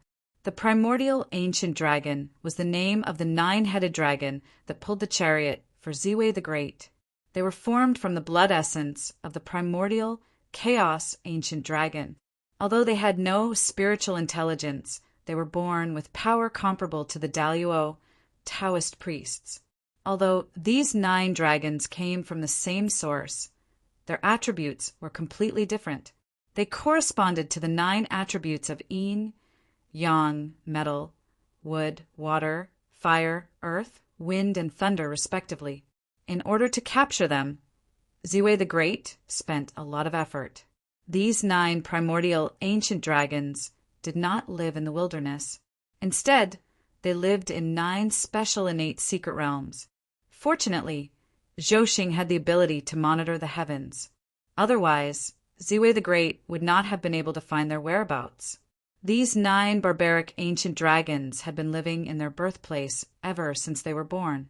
They had never taken a step out of their special innate secret realms. Every day, they would eat and sleep after they were full, and eat after they were well rested. They were very carefree.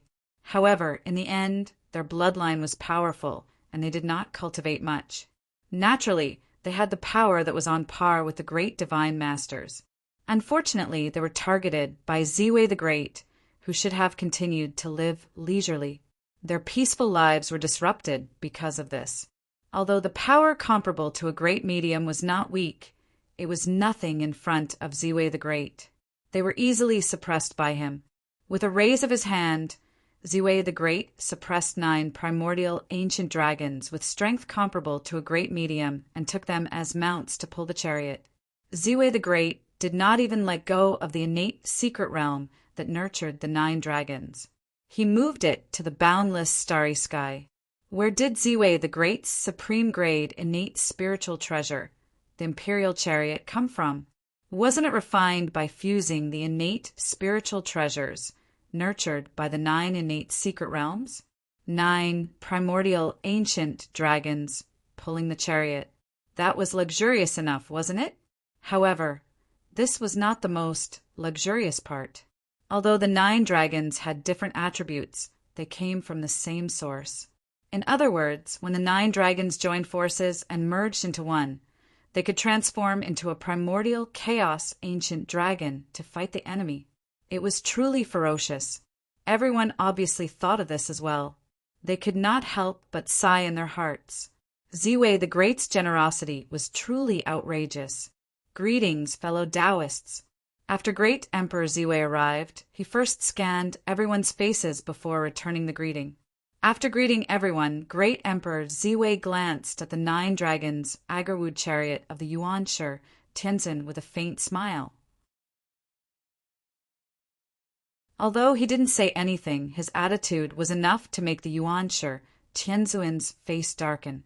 To be honest, the reason why Great Emperor Ziwei used 9 dragons to pull his chariot was to imitate Lord Yuanshi. It was just that this imitation was too good, much better than the real one, and far better than the real one. After Great Emperor Ziwei arrived, he had just stepped out of the imperial chariot when thousands of spirits suddenly appeared in the distance. Another imperial chariot was slowly approaching. The saint emperors of the human race had arrived. Everyone went forward and saw the human race's Saint Emperor Feng Zichen, Her Highness Niwa, and Heavenly Emperor Fuxi in a carriage heading towards Divine Firmament Palace.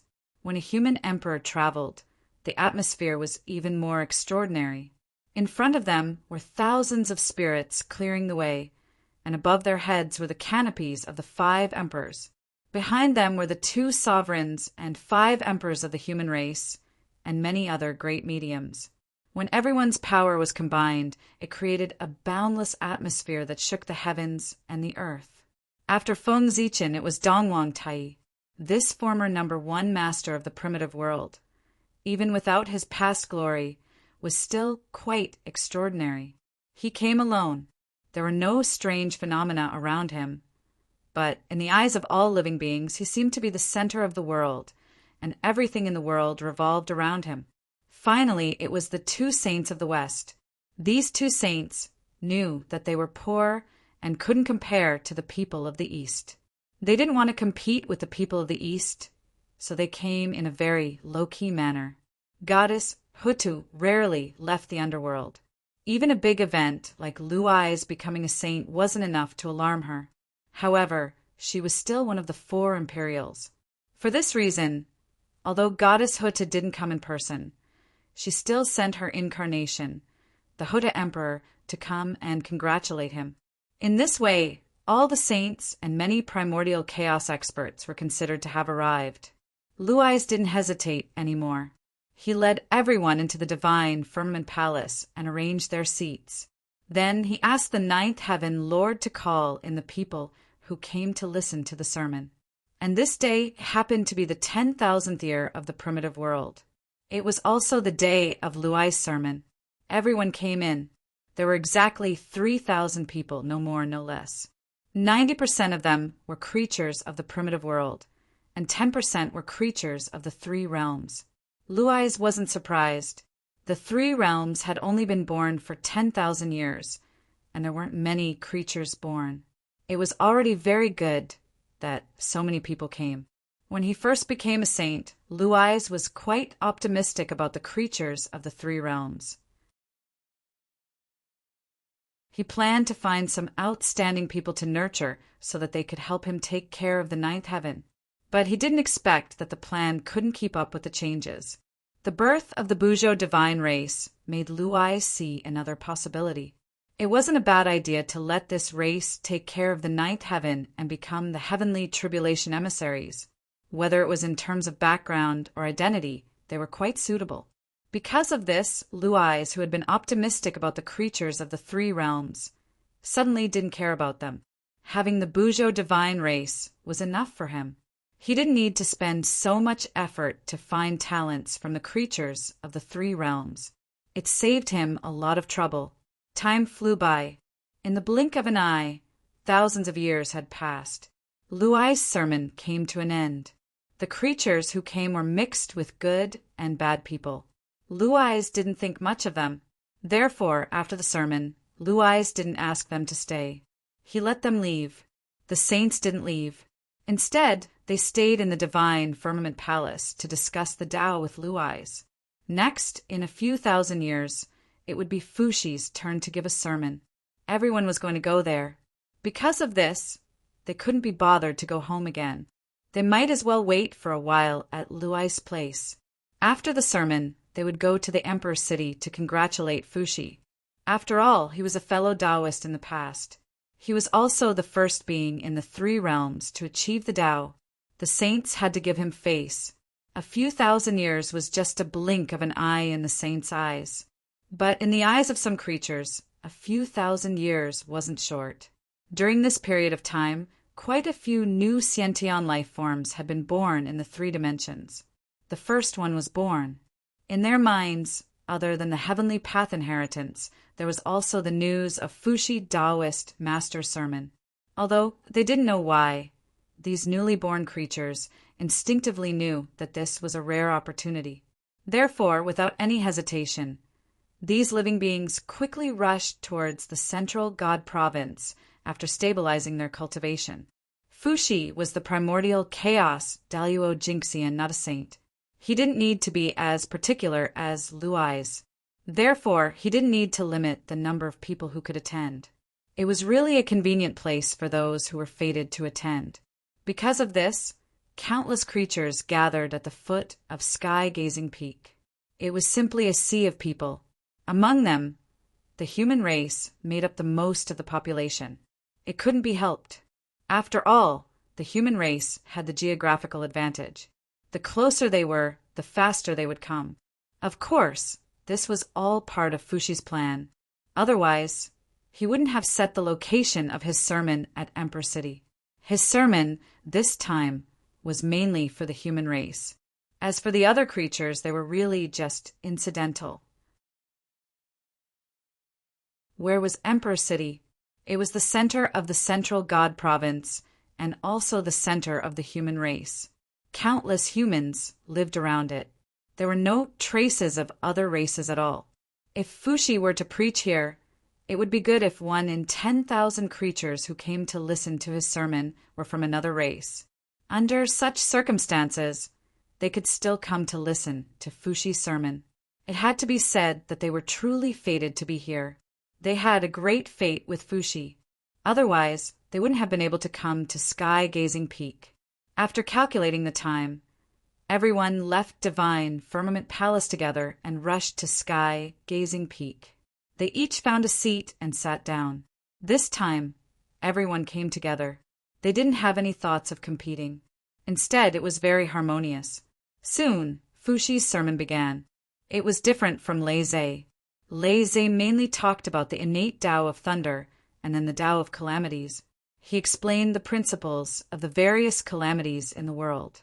Fushi talked about the Tao of innate 8 trigrams. Then, from the innate 8 trigrams, he extended the principles of the universe's evolution. He explained the various principles of the universe to the world. Comprehending by analogy was what all living beings learned. Unlike Lei, Zhe, and Fushi, after listening to their sermon, they also gained a lot and their cultivation improved by 1 or 2 points. To be honest, listening to Fushi and Lei Zhe's sermon didn't mean much to the saints, but to those with great divine abilities, it had an extraordinary meaning. because they were all in the sage-to-be realm. They had reached the extreme and were about to break through the realm of primordial Daluo Jinxian. They who were in this special realm needed to accumulate experience. Any great path could be used as a reference for them. If they could gain 1 or 2 points of understanding from a sermon, then their chances of breaking through to primordial Daluo Jinxian would increase by 1 or 2 points. This was also the reason why Fushi's Lei Zhidao lecture attracted so many powerful cultivators to listen in. They wanted to break through the realm of primordial Daluo Jinxian, so they didn't want to let go of any opportunity to accumulate experience. The great mediums in the untainted land were all proud and arrogant people. None of them intended to forcefully attain the primordial chaos Dao fruit. They all thought that as long as their foundation was strong enough, they would naturally be able to break through to the primordial chaos zenith, heaven, golden immortal. This way, primordial Daluo Jinxian would not only be strong enough, but also be able to break through several small realms. Should they break through to primordial Daluo Jinxian directly and then slowly level up, or should they temporarily suppress their realms and gain more when breaking through to primordial chaos? In everyone's hearts, they were all very smart. Was there even a need to say how they would choose? They had waited for hundreds of millions of years. What was a few million years more? Fushi's sermon was the same as Lei Zhe's. It lasted for 3,000 years. Fushi was used to being alone and didn't have any intention of taking in disciples. Therefore, after the sermon, he dismissed everyone. After that, the powerful beings bid farewell to Fushi one after another. After listening to the sermons of 2 primordial chaos experts, they had also gained a lot. It was time to go back into seclusion for a period of time to organize their recent gains. However, these powerful beings had good thoughts, but they didn't have the time to go into seclusion. That was because not long after they returned to their cave abodes, the Grand Pure One's grand voice suddenly sounded between heaven and earth. Poor Wei Pengu perfected Taiqing will preach the Tao on Mount Shaoyang of the East Continent in 10,000 years. Anyone in the 3 realms who is fated can come and listen. Not long after the Grand Pure One finished speaking, the voice of the Heavenly Lord of Primordial Beginning sounded between heaven and earth. Poor Wei Pengu perfected Yuqing will preach the Tao on Mount Kunlun of the East Continent in 20,000 years. Anyone in the 3 realms who is fated can come and listen. As soon as the Heavenly Lord of Primordial Beginning finished speaking, the voice of the Grandmaster of Heaven sounded. Poor Wei Pengu, perfected Shangqing, will preach the Tao on Golden Ao Island of the East Continent in 30,000 years. Anyone in the 3 realms who is fated can come and listen. After the 3 pure ones, the voices of the 2 saints of the West also sounded. Poor Wei Taoist Jet-in of the West will preach the Tao on Mount Meru of the Paragodania continent in 40,000 years. Anyone in the 3 realms who is fated can come and listen. Poor Wei Taoist Jundi of the West will preach the Tao on Mount Meru of the Paragodania continent in 50,000 years. Anyone in the 3 realms who is fated can come and listen. After the 5 saints, Goddess Nuwa, who had never shown her face, actually spoke. Poor Wei Nuwa perfected Nuwa of the Palace of Empress will preach the Tao in 60,000 years. Anyone in the 3 realms who is fated can come and listen to the Tao on Mount Feng of the Central Divine Region. That was not the end. Even Goddess Hutu spoke. Poor Wei Pengu perfected Hutu will preach the Tao in 70,000 years on account of the fact that it is not easy for the living beings of the 3 realms to cultivate. Anyone who is fated can come and listen to the Hutu shrine of the Nanjan continent. The moment the 7 saints finished speaking, everyone was surprised. They did not understand why the 7 saints would preach the Tao at the same time. However, this was also a good thing. After listening to the 7 saints preach the Tao, their chances of breaking through to primordial chaos Daluo Jinxian would undoubtedly be much higher. However, these great beings did not know that the 7 saints preached the Tao not because they wanted to, but because it was a task given to them by the heavenly Tao. They wanted them to preach the Tao for the living beings of the 3 realms and open up the wisdom of all living beings. This was different from Lei Zhe's preaching. Lei Zhe's preaching of the Tao was originally to take in disciples. Therefore, he limited the number of people to 3,000. However, the 7 saints preached the Tao to open up the wisdom of all living beings and preach the truth of the Tao. Therefore, they focused on the wide range and not on the quality. Like Fuxi, they could open up the door for anyone who was fated to come and listen. In 70,000 years, 7 saints preached the Tao. On average, 1 saint preached the Tao every 10,000 years. When the living beings of the 3 realms heard this news, they were so happy that they almost went crazy. What kind of era was this that 7 saints preached the Tao at the same time? If the heavenly tribulation saint and heavenly emperor Fuxi were included, it would be 9 supreme experts preaching the Tao at the same time. Such a scene was probably not even seen when the 6 saints had just attained the Tao. It was really unique.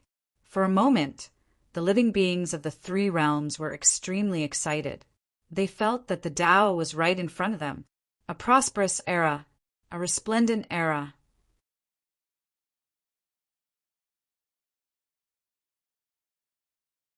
Chapter 835. In the blink of an eye, 70,000 years had passed.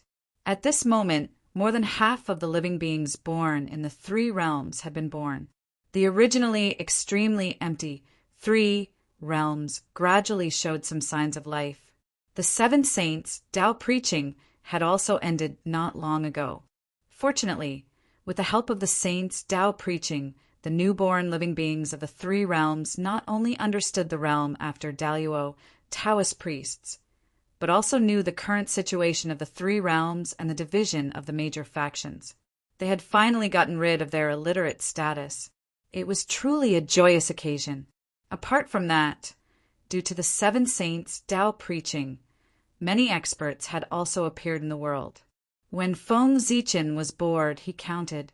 In 70,000 years, a total of 120,000 Khanate Tao lords had been born.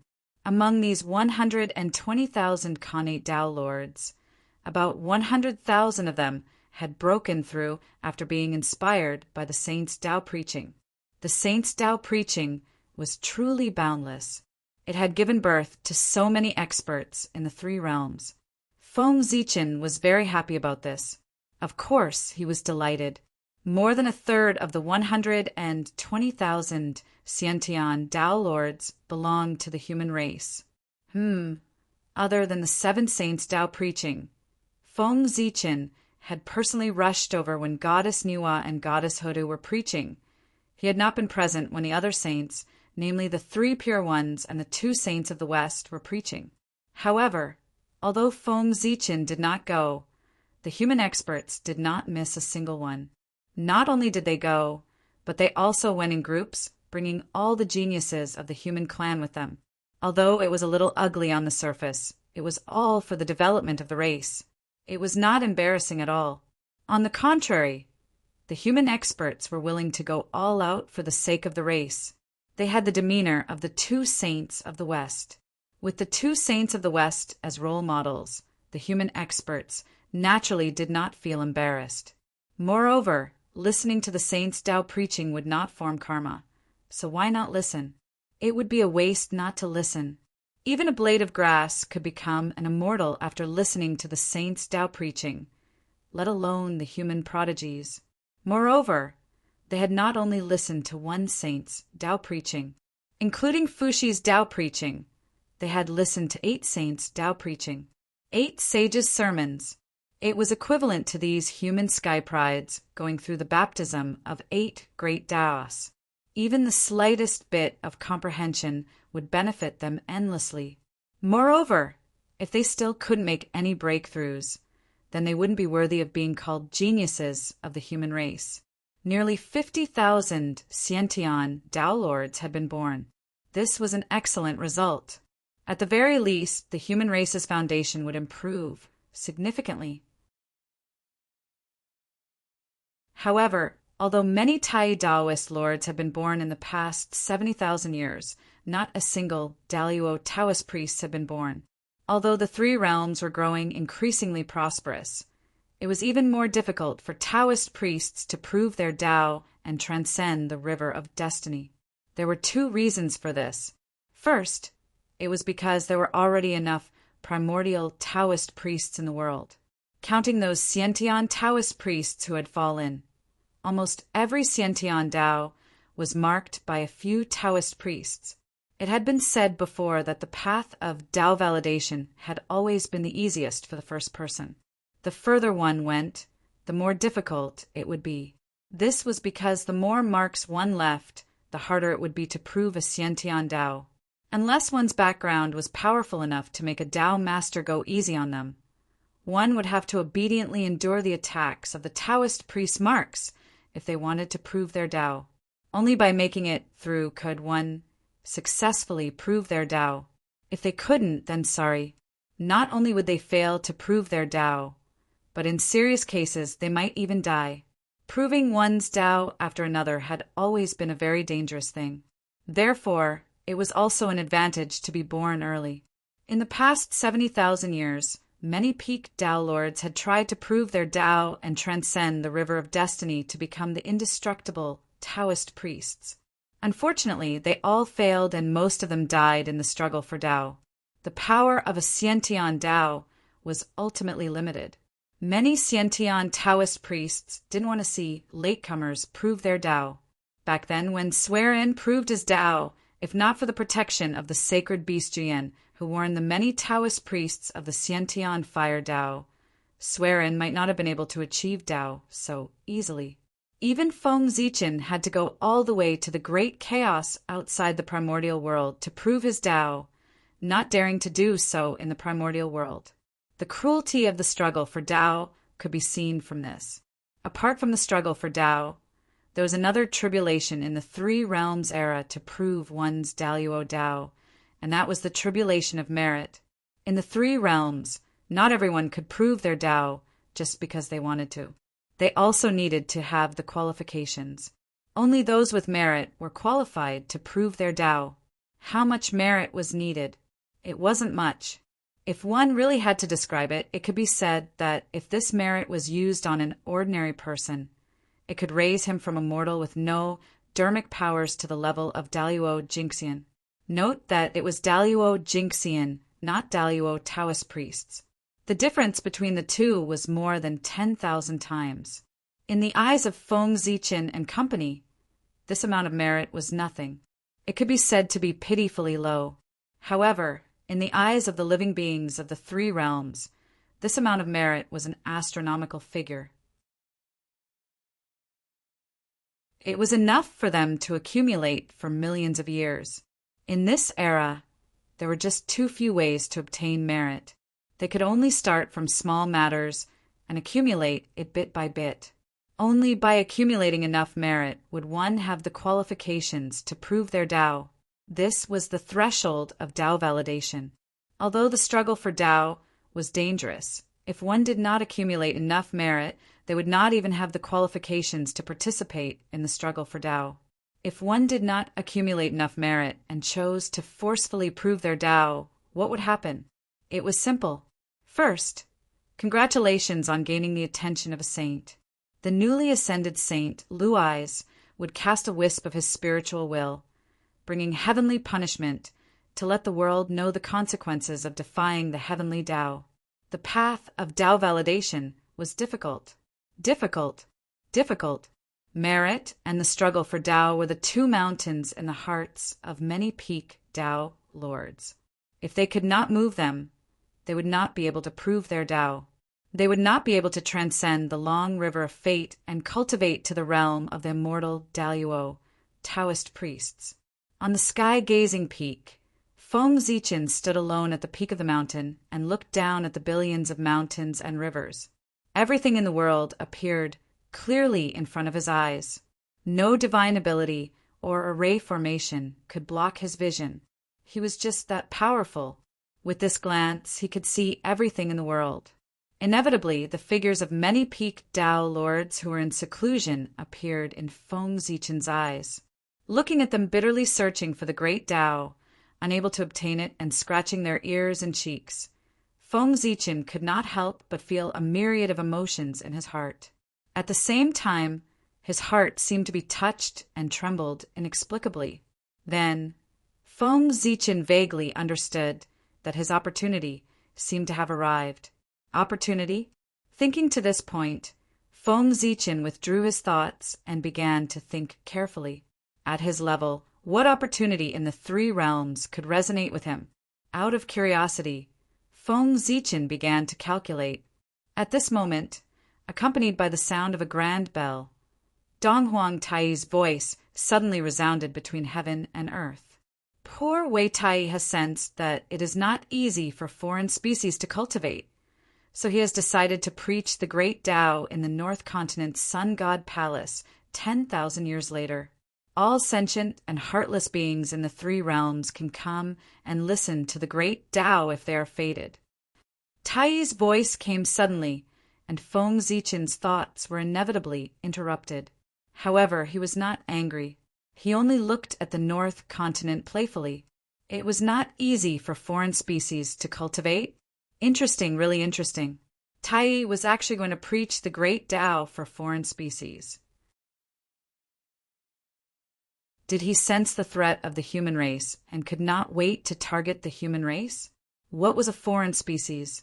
It was very simple. Apart from the witch race and the human race, everyone else was a foreign species. Tai's purpose for preaching the great Tao to the foreign species was very obvious. He wanted to rope in the foreign species to target the human race. Otherwise, Tai's words just now would not be about how difficult it was for the foreign species in the three realms to cultivate, but how difficult it was for all living beings in the three realms to cultivate. With one word, he excluded the human race and the witch race. Tai was also a good person. No, the purpose of Tai's preaching should not be so simple. For some reason, Feng Zichen felt that something was wrong. Donghuang Tai was Feng Zichen's greatest imaginary enemy, and there was no other. Ever since Feng Zichen stepped into the door of cultivation, he had always been afraid of Donghuang Tai and Dijun. For this, Feng Zichen had seriously studied Donghuang Tai and knew that he was a very proud and powerful person. Of course, he did not lack wisdom. It was just that he rarely used his wisdom, because Tai was too strong. In his eyes, there was no problem that the bell of chaos could not solve. If there was, he would ring the bell of chaos a few more times. Tai's strength concealed his wisdom. However, this did not mean that he was a boorish man. On the contrary, how could someone in Tai's position be a boorish man? How could a boorish man suppress all the geniuses of the same generation and make them unable to raise their heads and feel inferior? Tai was a person with great wisdom. Therefore, his actions must have a deep meaning. If he wanted to deal with the human race, it was far from enough to rope in the foreign species. The human race occupied the best place and the best resources in the three realms. In addition, the human race was especially fertile. Therefore, the human race's development speed would only be faster than that of the foreign species. One had to know that the human race was the protagonist of the world. All the foreign species would be suppressed by an invisible force. The most typical example was that although the foreign species' combat strength was strong, their cultivation speed was slow, and their fertility was extremely low. The human race had never treated any race with low fertility as an opponent because there is no need. Although Donghuang Tai was trying to rope in the foreign species, the effect was probably not very good. Although the foreign species were strong, they could only cause some trouble for the human race. They could not be a threat to the human race. On the contrary, Donghuang Tai's actions of roping in the foreign species and becoming enemies with the human race would probably backfire. In the era of the three realms, the human race was basically invincible. No race was a match for the human race. For this, Feng Zichen was very worried. One had to know that a race without an opponent was not far from decline. However, Dong Huangtai's actions had nurtured an enemy like the foreign species for the human race. Although it would bring some trouble to the human race, it could also stimulate the human race's fighting spirit. According to this calculation, the benefits clearly outweighed the disadvantages. It was impossible for Dong Huangtai not to understand such a simple logic. However, he still did it. Then what was his goal? Why did he do such a thankless thing? It was clearly not worth it for Dong Huangtai to do so just to rope in the foreign species. Wait, rope in? Suddenly, Feng Zichen seemed to understand something. Dong Huangtai's lecture this time was probably not to rope in the foreign species, but the many great mystical abilities of the primordial world. How was he going to rope in the great mystical abilities? It was simple. First, he would invite everyone over to listen to the Tao. Then, during the lecture, he would talk about his insights when he broke through to primordial chaos Daluo Jinxian, as well as his understanding of the primordial chaos realm. This way, if the great mystical abilities had any insights, they would owe Dong Huangtai a favor. With this favor, even if they were not roped in by Tai, it would not be easy for them to become enemies with him in the future. In this way, Tai's goal would be achieved. In order to deal with the human race and the Magi, Tai would definitely think of a way to revive the ancient demon god and Dijun. Unfortunately, the great mystical abilities would definitely not be willing to see the demon race return to its peak. For this reason, if Dong Huangtai wanted to revive the ancient demon god and Dijun, everyone would definitely stop him and destroy his actions. However, that was in the past. If everyone owed Tai a favor, it would not be easy for them to attack him and stop him from reviving the ancient demon god and Dijun. In fact, in order to end this karma, they would even secretly help Tai. The karma of achieving the Tao was not just a saying. If someone really understood the opportunity to achieve the Tao because of Tai's words, then this karma would be greatly owed. Even if they did not want to be tied to the demon race, in order to repay the karma, they would have to walk on the demon race's chariot. Tai's plan was very brilliant. How was it brilliant? This was an open scheme. Even if the great mystical abilities knew Tai's plan, they would not choose not to go. This was because the temptation of achieving the Tao was too great. No one could refuse it. In addition, the saints were also involved. Because the heavenly Tao did not like primordial chaos Daluo Jinxian. When the saints preached the Tao, they did not mention anything about the primordial chaos realm.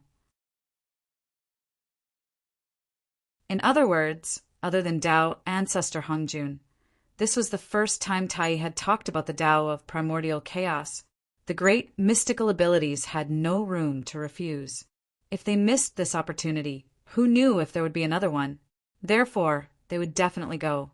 Similarly, the saints would not stop them from going to Tai's place to listen. If they really blocked the way, it would be the enmity of blocking the Tao. The consequences were too severe. Even the saints did not dare to do it. At this time, even if Feng Zichen also announced that he was about to talk about the Tao of primordial chaos, it would be too late. This was because, although they were both talking about the Tao of primordial chaos, Feng Zichen was completely at a disadvantage in front of Dong Huangtai. Dong Huangtai was from the celestial sect of wonders. His method of achieving the Tao was the most orthodox method of severing 3 corpses.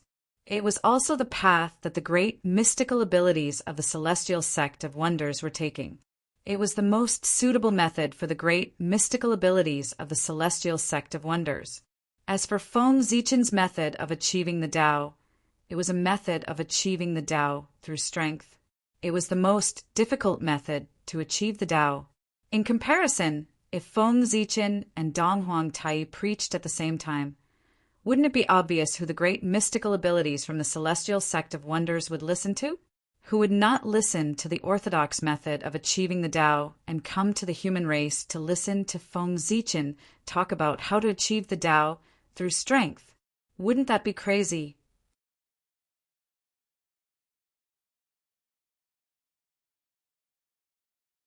Chapter 836. Feng Zichen would not do something that would humiliate himself. Shaking his head, Feng Zichen turned around and returned to the human emperor palace. It was time for him to prepare for the sermon. Just now, through the actions of the Donghuang Tai, he had already understood where his opportunity should be. It was on the matter of the sermon.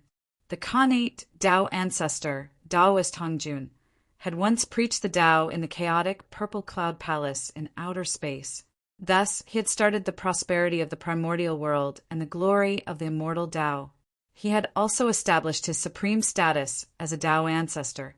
After that, the heavenly Tao ancestor, Feng Zichen, other than passing down the Tao of the God-fiend and martial Tao, he did not seem to have preached the Tao to all living beings, nor did he start the postnatal era. As for the glory of the postnatal era, it had never happened.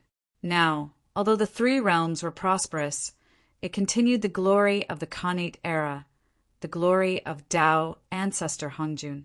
It could not be said that it had nothing to do with the postnatal era and Feng Zichen. It could only be said that it had little to do with it. That would not do. How could the Khanate Tao be popular in the postnatal era? Yes, the postnatal Tao was inferior to the Khanate Tao. This was where the postnatal Tao was inferior to the Khanate Tao. It was also its greatest disadvantage. For this reason, even Feng Zichen, who was the postnatal Tao ancestor, cultivated the Khanate Tao. However, this could not deny the postnatal Tao. Even someone as strong as Feng Zichen could not make the postnatal Tao stronger than the Khanate Tao. However, he could make the postnatal Tao the foundation of cultivating the Khanate Tao and transform the postnatal Tao into the Khanate Tao. One had to know that there was no sword Tao in the primordial world. It was Feng Zichen who created the sword Tao and reversed it from the postnatal Tao to the Khanate Tao. He embedded it in the origin of the world and became one of the cornerstones of the world. That was why the primordial world had the sword Tao, the Khanate sword Tao. Feng Zichen was very experienced in reversing the postnatal Tao, and his opportunity was related to this. The Khanate Tao was extremely powerful, but difficult to cultivate.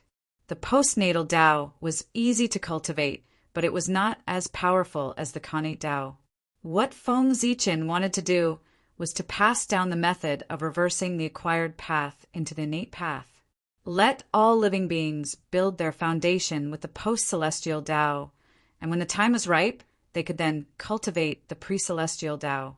This was Feng Zichen's opportunity, his merit, and his duty as the post-celestial Tao ancestor, just like the Khanate Tao ancestor, Taoist Hongjun, who preached in the Purple Cloud Palace and opened the door to the Tao for the Khanate life forms. The post-celestial Tao ancestor, Feng Zichen, should also pass down the great Tao and open the door to the great Tao for the countless post-celestial beings. Only by fulfilling his duty could Feng Zichen be considered a true post-celestial Tao ancestor, respected by both heaven and earth. The Hotian living beings had been waiting for a long time, and it was time for Feng Zichen to fulfill his duty as the Hotian Tao ancestor. Taking advantage of the time when Donghuang Tai was preaching, Feng Zichen could organize his own understanding so that he could organize a suitable transformation method and impart it to the masses. In the blink of an eye, 13,000 years had passed. At this time, Donghuang Tai's preaching finally came to an end. Not long after everyone left the demon imperial palace, Feng Zichen's voice suddenly sounded between heaven and earth, resounding in every corner of the three realms. The poor Wei Pengu Zichen clan feels that it is not easy for the post-celestial beings to cultivate, so I have decided to preach the great Tao 10,000 years later. Anyone who cultivates the post-celestial Tao can come to the tree of world to listen. The moment Feng Zichen's voice fell, all the living beings in the three realms who cultivated the post-celestial Tao suddenly had a mysterious feeling, as if their opportunity was about to arrive. Whim. The whim that was unique to cultivators. With this feeling, it meant that the sage emperor of the human clan's preaching had an opportunity to prove their Tao. Thinking of this, all the post-celestial cultivators went crazy. Almost without any hesitation, they each used their magic and flew towards the central divine province. Although there were still 10,000 years before the sage emperor of the human clan's preaching, everyone was afraid that they would not be able to find a seat if they were late. Therefore, they did not dare to hesitate at all. They flew as fast as they could to the central divine province. As for where the Tree of World was, everyone in the three realms knew this. The Tree of World was in the center of the central divine province, which was also the center of the three realms. It was the second sacred land of the primordial world. It was said that cultivating under the Tree of World would increase the chances of proving one's Tao by 30% compared to the outside world. What did 30% mean? One had to know that many people failed to prove their Tao, and the difference was only 10%. With an increase of 30%, more than 80% of the Tai Tao lords in the primordial world would be able to prove their Tao. Daluo Taoist priests. If this was not a sacred land, then what could be called a sacred land? Unfortunately, such a sacred land could only be ranked second and not first. One really did not know how extraordinary the number one sacred land of the three realms was. As for where the number one sacred land was and what it was, no one in the three realms knew. Some said it was the Tao ancestors' Purple Cloud Palace. Some said it was the great Emperor Ziwei's boundless starry sky. Some said it was the Dong Sheng Divine Province's Kunlun Mountain, or the former Buzhou Sacred Mountain. And some even said there was no such thing as the number one sacred land. In short, there were many theories, but none of them could be conclusive. No one with great divine abilities came out to tell them what the number one sacred land of the three realms was. In any case, it was very mysterious and everyone had been guessing. However, although no one knew what the number one sacred land of the three realms was, everyone knew that the number two sacred land of the three realms was under the Tree of World. Because of this, many people rushed to the central divine province at this time. They might have the intention to take the opportunity to cultivate under the Tree of World. That was under the Tree of World. Who did not want to cultivate under it? However, without the permission of the sage emperor of the human clan, even saints could not approach it, let alone these ordinary cultivators. Today, all the living beings of the three realms knew what a saint was. They were the peak of the three realms, the spokesperson of the heavenly Tao, the controller of the universe, an unattainable existence. Naturally, no one dared to have any delusions about a place that even saints could not approach. But now, the situation was different. The sage emperor of the human clan wanted to preach under the Tree of World. Naturally, he would not stop them from cultivating under the Tree of World. This was an unprecedented opportunity. Of course, they had to seize it tightly. Cultivating under the Tree of World for a day was better than cultivating in the mortal world for 100 years. It could be said that there were two opportunities for Feng Zichen to preach the Tao this time. The first was the Tao he wanted to preach, and the second was under the Tree of World. It was with this idea that many cultivators who cultivated the Khanate Tao also rushed to the central divine province. Even if they could not hear the Tao, being able to cultivate under the Tree of World was also an opportunity. Unfortunately, cultivators who cultivated the Khanate Tao were destined to be disappointed. This time, Feng Zichen said that he wanted to preach the Tao for cultivators who cultivated the Khanate Tao, so he only preached the Tao for them. Cultivators who cultivated the Khanate Tao could not enter the area covered by the Tree of World. Normally, Feng Zichen might not be so stingy, but it was different now. After the news that he was going to preach the Tao under the Tree of World spread, the number of Khanate living beings who came would be beyond imagination. In order to make room for these cultivators, it was better to let the cultivators who cultivated the Khanate Tao stay behind for the time being. Even Tao ancestor Hongjun had to talk about relationships. As a human, Feng Zichen was no exception. In fact, it was even more serious than Tao ancestor Hongjun. After Feng Zichen preached the Tao, Anyone who cultivated the Khanate Tao or was born as a Khanate living being would be counted as his disciples and grand-disciples. But cultivators who cultivated the Khanate Tao were not. Wouldn't this relationship become estranged all of a sudden? The saints knew far more about Feng Zichen's preaching than the people of the world. Almost as soon as his voice fell, the saints had already seen the purpose of Feng Zichen's action from the heavenly secrets. The Khanate Tao ancestor was finally going to fulfill his duty and step onto the path he should take. He would open the door to the great Tao for all living beings in the Khanate world and start his own glorious era. However, seeing was one thing. Just like how the saints could not stop the Eastern Emperor Tai from preaching the Tao, they could not stop Feng Zichen from preaching the Tao. The prosperity of the Khanate living beings was the general trend. It could not be reversed or changed. Feng Zichen preaching the Tao to the world was an act of following the heavens. Those who were his enemies would be going against the trend and would not be able to escape the fate of being crushed. The saints naturally would not do such a stupid thing. On Mount Kunlun, the heavenly lord of primordial beginning pondered for a while. Suddenly, he ordered the white crane boy to summon all his disciples other than Jade Capital.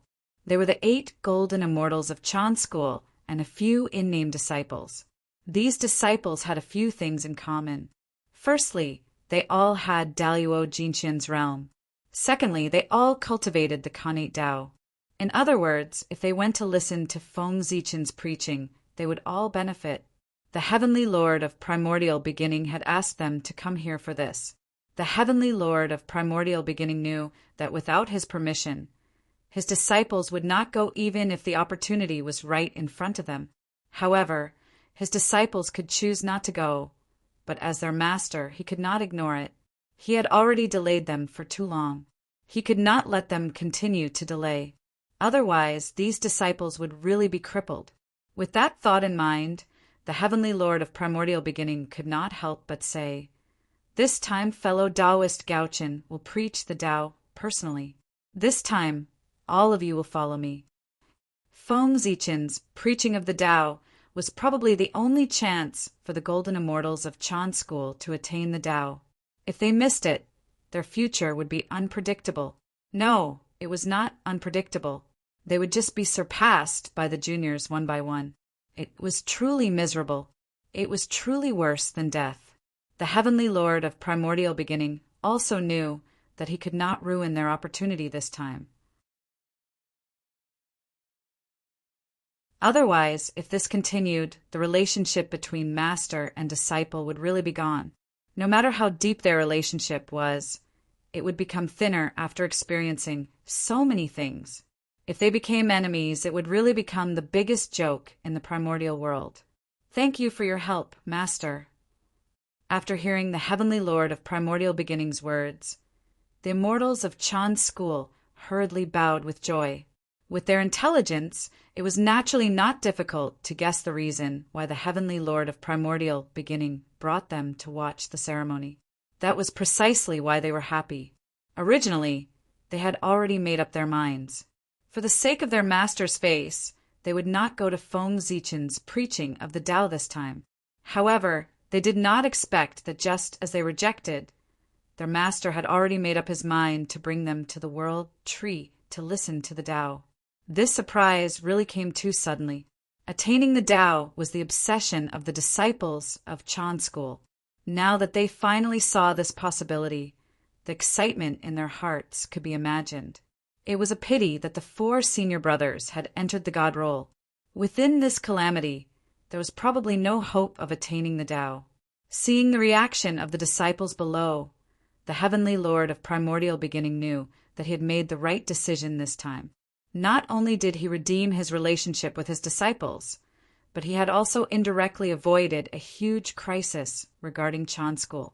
His disciples had been living too sullenly in recent years. It was difficult for him to tell outsiders about the sadness. Fortunately, if nothing unexpected happened, their bitter days would come to an end. At that moment, on Golden Ao Island, unlike the heavenly lord of primordial beginning, the Grand Master of Heaven did not have much resistance to bringing his disciples to the world tree to listen to the Tao. The reason was very simple: not to mention his relationship with the human race. His remaining disciples all had a very good relationship with the human race. It could be said that most of the infrastructure of the human race was created by them. If they went to the human race, even the Khanate Taoist priests of the human race would have to treat them with respect and thank them for their kindness. Also, not to mention anything else, the three pure ones could be said to have paid a huge price in the battle between the chaos and the Khanate ferocious beasts. They had provided hundreds of Khanate numinous treasures to the human race. Grudges and favors had to be settled clearly. The matter of Feng Zichen preaching the Tao could be said to be a stone that stirred up thousands of waves.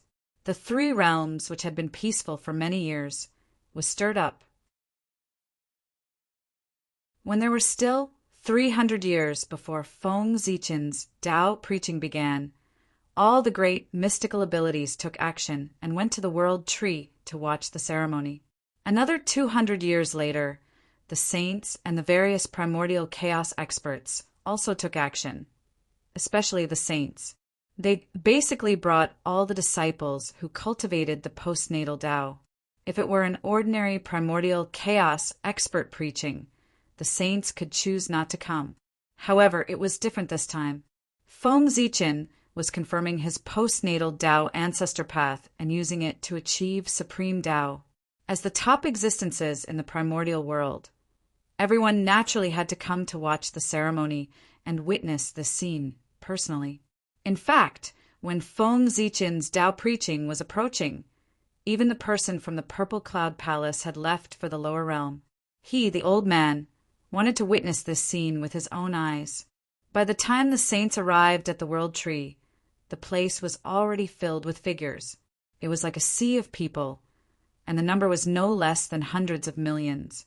They were all Daluo Jinxian and Tai Jinxian. It was also at this time that the saints realized that there were actually so many Daluo Jinxian in the three realms. As far as the eye could see, there were no less than 1 million. There were even more Tai Jinxian, no less than hundreds of millions. There were too many, there were really too many. No wonder the heavenly Tao was determined to reduce the number of immortals. For this reason, it did not hesitate to give up a saint position. There were really too many immortals in the three realms.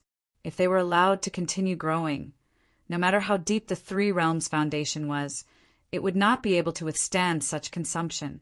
As they thought about it, the saints walked into the area covered by the World Tree.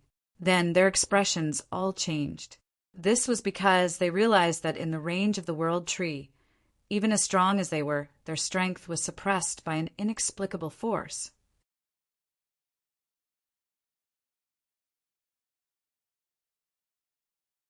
Chapter 837. Moreover, the closer they were to the Tree of World, the stronger the suppression. Was the Tree of World so terrifying? Even someone as strong as a saint would be suppressed by its power? For a moment, everyone's fear of Feng Zichen increased. They arrived under the Tree of World without saying a word. During this time, Feng Zichen didn't move to welcome them. The crowd did not mind this at all. Welcome. Welcome what? When Tao ancestor Hongjun preached in the Purple Cloud Palace, did you see him come out to welcome them? If you had a problem with it, you didn't have to come. Under the arrangement of a few human Khanate Taoist priests, the saints and the primordial chaos Tao masters took their seats, one after another. At this time, it was almost time for the preaching. Feng Zichen was ready to start.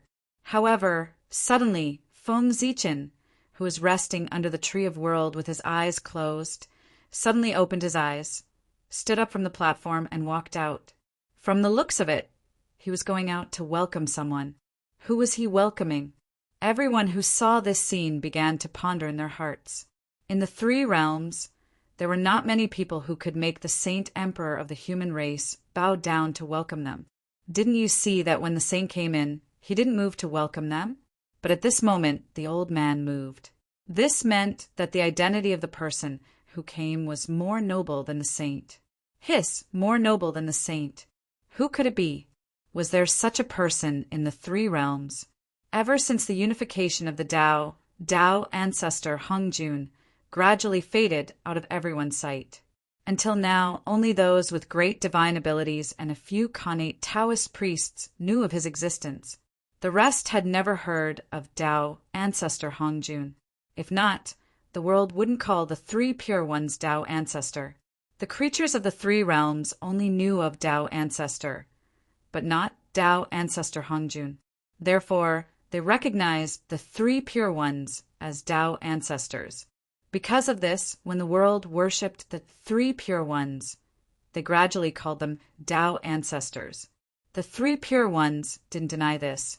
They, who created the heavenly immortal path, were indeed qualified to call themselves Tao ancestors.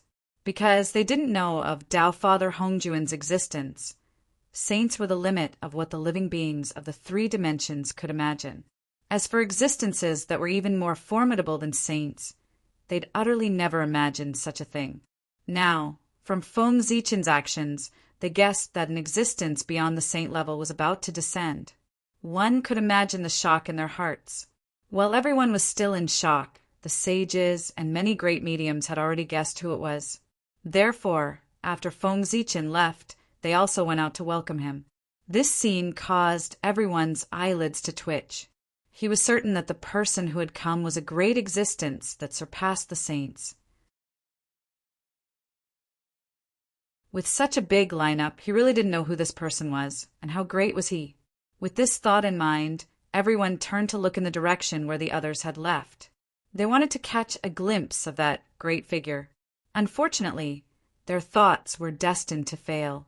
How could the sacred face of Tao ancestor Hongjun be something they could see? Since the Tao ancestor had already made up his mind to fade out of the eyes of the world, he would not let people remember his existence. Outside the Tree of World, Feng Zichen very respectfully bowed to a purple-robed Taoist priest and said, "Zichen is terrified. I didn't expect that today's matter would alarm you, Tao ancestor." Regardless of the grievances between Feng Zichen and Tao ancestor Hongjun, at least in name, Feng Zichen was still his junior, so he had to maintain proper etiquette when meeting him.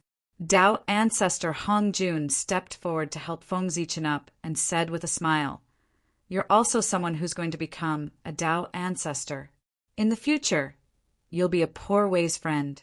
Why are you so terrified when you see the poor way?" Postnatal Tao ancestors and connate Tao ancestors were all Tao ancestors, and they were all existences that opened the door to the great Tao for living beings. There was no distinction between nobility and lowliness. Even if the postnatal Tao was inferior to the connate Tao, it was still the same. While the two of them were talking, all the sages and the great mediums arrived. They all bowed to Tao ancestor Hongjun and said, "Greetings, master." Waving his hand to let them get up, Tao ancestor Hongjun said, "Don't block the door. Quickly go in with the poor way. Don't delay the time of the North Star's preaching." While speaking, Tao ancestor Hongjun and Feng Zichen walked towards the Tree of World together. However, Tao ancestor Hongjun deliberately walked half a step behind Feng Zichen, so as not to steal his limelight. Tao ancestors had always been very attentive to details. When they arrived in front of the Tree of World, Tao ancestor Hongjun seemed to have sensed something and raised his head. He stared at the Tree of World for a long time, then said with a smile, "With this divine tree, the untainted land has nothing to worry about." After saying that, Tao ancestor Hongjun turned his head to look at the people behind him. He seemed to be warning and reminding them, "It's fine today, but if it's any other time, you must remember not to get within hundreds of millions of miles of the Tree of World. If the Tree of World is damaged because of you, don't blame the poor way for being ruthless and personally coming out to clean up the sect." Seeing that Tao ancestor Hongjun was serious and even said that he would clean up the sect, everyone was shocked and hurriedly promised, "Master, teacher, don't worry. If there's nothing important, we will definitely not step into the central God province with our true bodies." In order to show their determination, Everyone did not even come to the central God province, let alone get close to the Tree of World. Hearing that, Tao ancestor Hongjun could not help but nod in satisfaction. The Tree of World had grown to this extent and had become one of the pillars of the untainted land. Whether the three realms could continue to advance in the future would probably depend on it. Therefore, Tao ancestor Hongjun valued the Tree of World so much that he could not allow it to make any mistakes. As the first living being born in the untainted land, the relationship between Tao ancestor Hongjun and the untainted land could not be severed. Because of that, Tao ancestor Hongjun, who had already become the primordial chaos Daluo Jinxian, eventually became a saint. That's right. Why was Tao ancestor Hongjun so powerful after becoming a saint? It was because before becoming a saint, he was already the primordial chaos Daluo Jinxian. The saints after that were different. They became saints in the Sage-to-Be realm. Before becoming a saint, the gap was already so big. After becoming a saint, the gap was undoubtedly even bigger. Tao ancestor Hongjun, who could not bear to part with the untainted land, really hoped that the untainted land would become stronger and stronger, because only when the untainted land became stronger, his strength would become stronger. The two coexisted. Everyone present waited for a while and saw the saints escorting a Taoist who had the demeanor of an immortal walked in. As for what that Taoist looked like, what clothes he wore, and how strong he was, no one could see clearly. To be precise, it was not that they could not see clearly, but that they could not remember. That Taoist's figure did not seem to exist in the world. No matter how hard they tried, they could not remember his figure. Often, when they saw the Tao ancestor, they would forget his appearance in the next moment. Then they would completely forget everything about the Tao ancestor. It was very mysterious. After the Tao ancestor took a seat, the Taoist priests rang the golden bell to signal for everyone to be silent. They also announced that the sermon was about to begin. Glancing at the postnatal living beings present, Feng Zichen suppressed all his thoughts and explained the principles that he had recently sorted out. In fact, what Feng Zichen wanted to talk about this time was not some mysterious principle, nor was it an explanation of the connate Tao and the postnatal Tao. Instead, he was explaining how to use the postnatal Tao to reverse the connate Tao. In the past, the Tao ancestor had taught 3 ways to become a saint. They were to become a saint through merit, to become a saint through killing 3 corpses, and to become a saint through strength. Now, Feng Zichen imitated the Tao ancestors' actions in the past, and also taught the postnatal living beings present 3 ways to use the postnatal Tao to prove the connate Taoist priests. Firstly, he could integrate the postnatal Tao that he had proven into the corresponding connate Tao. In this way, the Tao he cultivated would become a branch of the connate Tao. He could also naturally prove the realm of the connate Taoist priests. However, although it was safe to use this method to prove the Tao, it was the most time-consuming.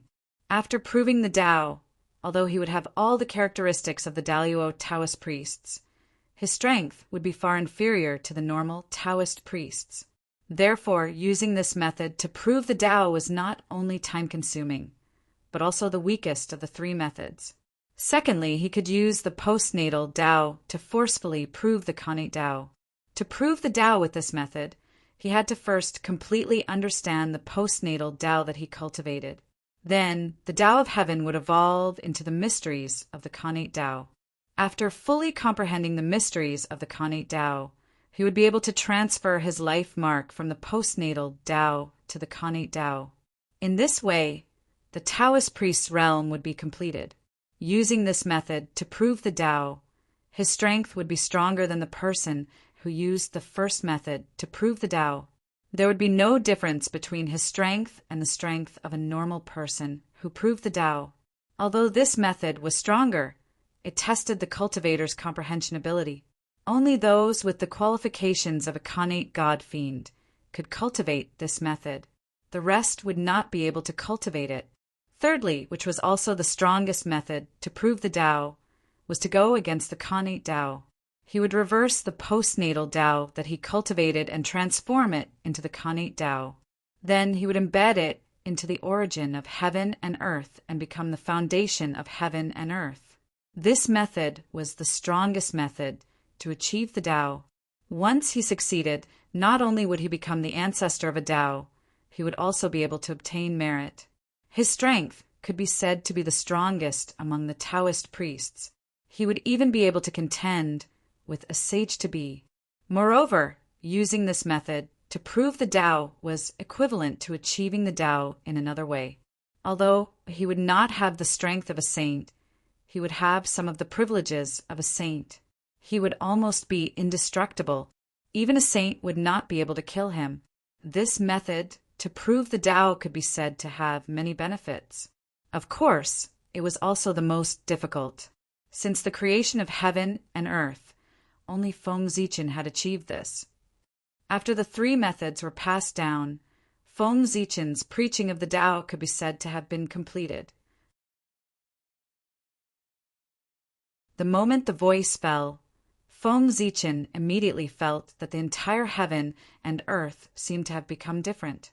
Endless luck gathered towards him, pushing his aura up layer by layer until it stopped at the 10th heaven of Hunyuan. In other words, with the blessing of luck, Feng Zichen could already exert the strength of the 10th heaven of Hunyuan. Tao Ancestor. After completing the preaching of the Tao, Feng Zichen finally completed his Tao Fruit of the Tao Ancestor and became the second Tao Ancestor of the untainted land, the postnatal Tao Ancestor.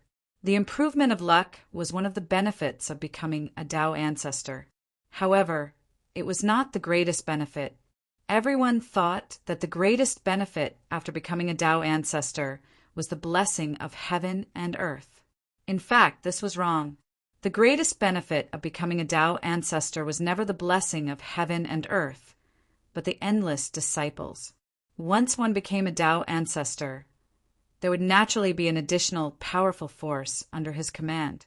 After today, anyone who cultivated the methods taught by Feng Zichen would have to call him teacher when they saw him. The disciples, and grand disciples of these people would have to call Feng Zichen Ancestral Master and Tao Ancestor in the future. These would all become Feng Zichen's forces.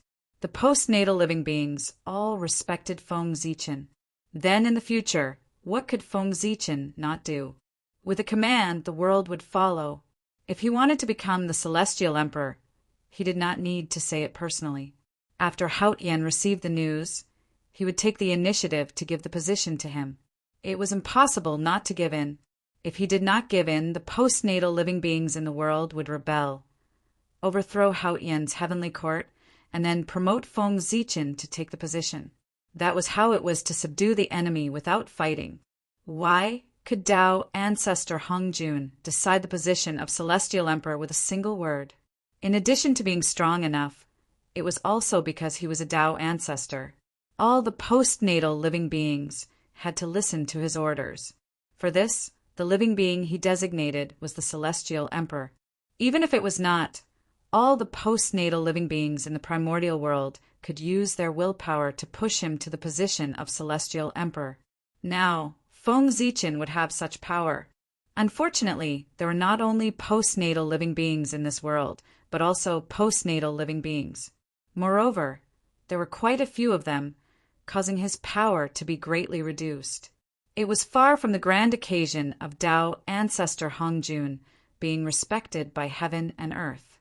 Otherwise, Feng Zichen would be invincible.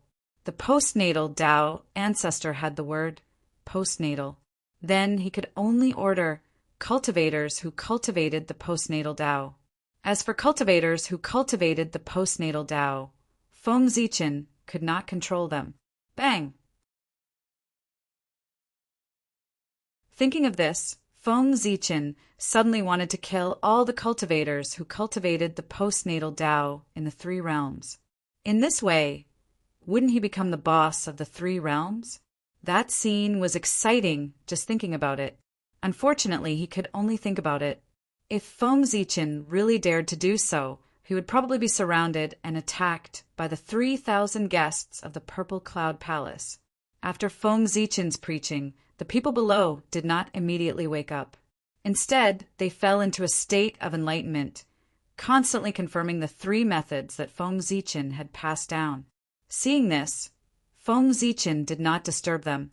Instead, he continued to sit quietly on the platform, waiting for the people to wake up one after another. Just like that, 1,000 years passed. After 1,000 years, more than half of the cultivators below had woken up one after another.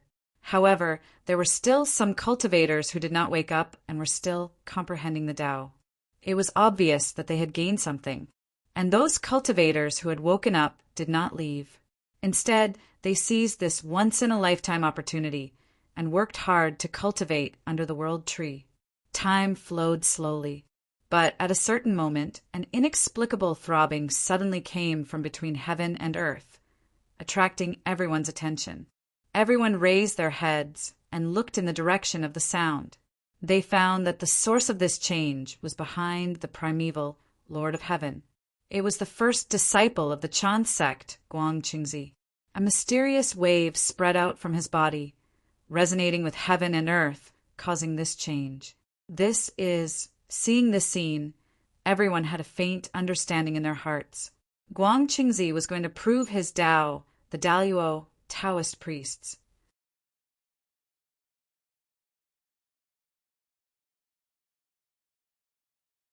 Chapter 838. In terms of accumulation, Guangqingzi definitely had enough. In terms of aptitude, there was no need to even mention it. The first disciple of the primordial Lord of Heaven, the leader of the 12 golden immortals of the Chan sect, was definitely a Khanate god-fiend. If not for the fact that Guangqingzi was the disciple of the primordial Lord of Heaven, with his background he would have reached the level of the Daluo Taoist priests as early as the Heavenly Emperor. It was really too late to attain the Tao now. However, although it was late, he still attained the Tao in the end. It could be considered as resolving one of Guangqingzi's obsessions. At the same time, it also proved to the world that the method passed down by Feng Zichen was indeed feasible and could allow people to attain the Tao.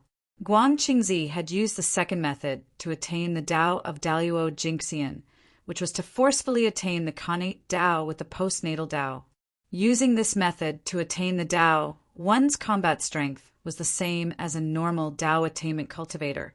After all, Guangqingzi had been stuck in the realm of the Daluo Jingxian for countless years. He had also been stuck in the realm of the Tai Tao Lord for an eon. Before breaking through to become the Daluo Jingxian, Guangqingzi and the other 12 golden immortals of the Chan sect were not Tai Jingxian, but Tai Tao lords. Moreover, they were all at the peak of the Tao Lord realm and were only one step away from the Daluo Taoist priests. Therefore, Guangqingzi's accumulation was already enough. All he lacked was the method to attain the Tao. Now that Feng Zichen had passed down the method of preaching the Tao, Guangqingzi had comprehended it. Tens of millions of years of accumulation burst out in one day, directly pushing him to the realm of the Daluo Taoist priests. Rumble. In the void, a colorful rainbow bridge appeared and extended from an unknown place. It went straight between Guangqingzi's eyebrows and took away his Khanate true spirit. That was the bridge of heaven and earth, and also the bridge of Tao attainment. Stepping on this bridge indicated that the path of Tao attainment had been opened. At the end of the bridge was the Khanate Tao that Guangqingzi cultivated. That was where the battle of Tao was. Only by defeating the mark left by the predecessors could Guangqingzi truly achieve the realm of the Daluo Taoist priests. There was no rite of Tao attainment. Thus, this battle was incomparably cruel. Throughout the history of the primeval age, 9 out of 10 of the Daluo Taoist priests who had attained the Tao had died in the struggle for Tao. In other words, out of 10 Tao verifiers, only 1 could succeed. The probability was extremely low, but the mortality rate was astonishing. However, it was clear that no matter how difficult the Tao struggle was, it could not stump Master Guangqing. No one believed that Guangqingzi would fail in his Tao validation, and no one believed that he would die in the struggle for his Tao. There was no other reason. It was not because Guangqingzi was strong enough, but because he was the disciple of the primordial Lord of Heaven. In addition, he was the first person to attain the Tao after Feng Zichen passed down the method of Tao attainment.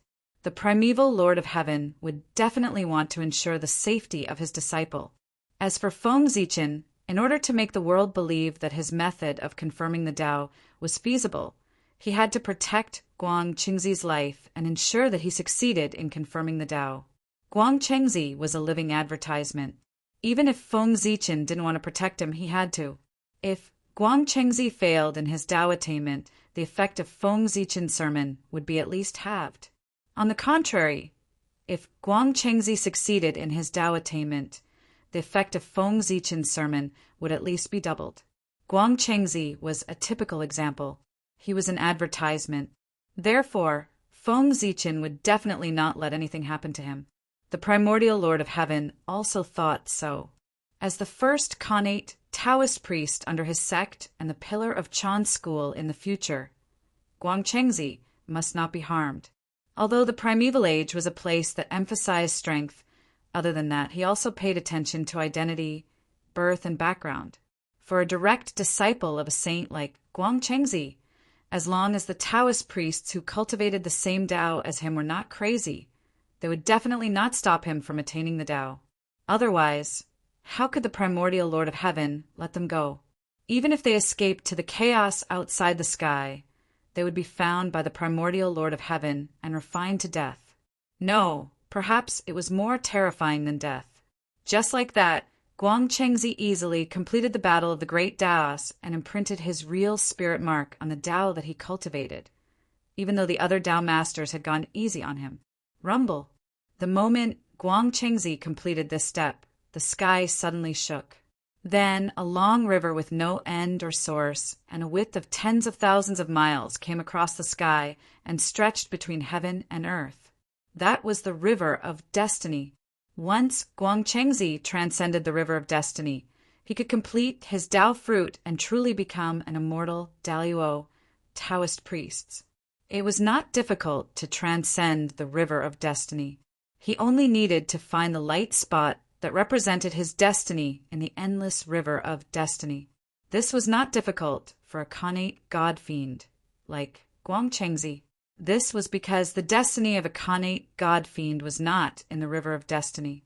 Instead, it was suspended in midair like a star, blooming with bright light.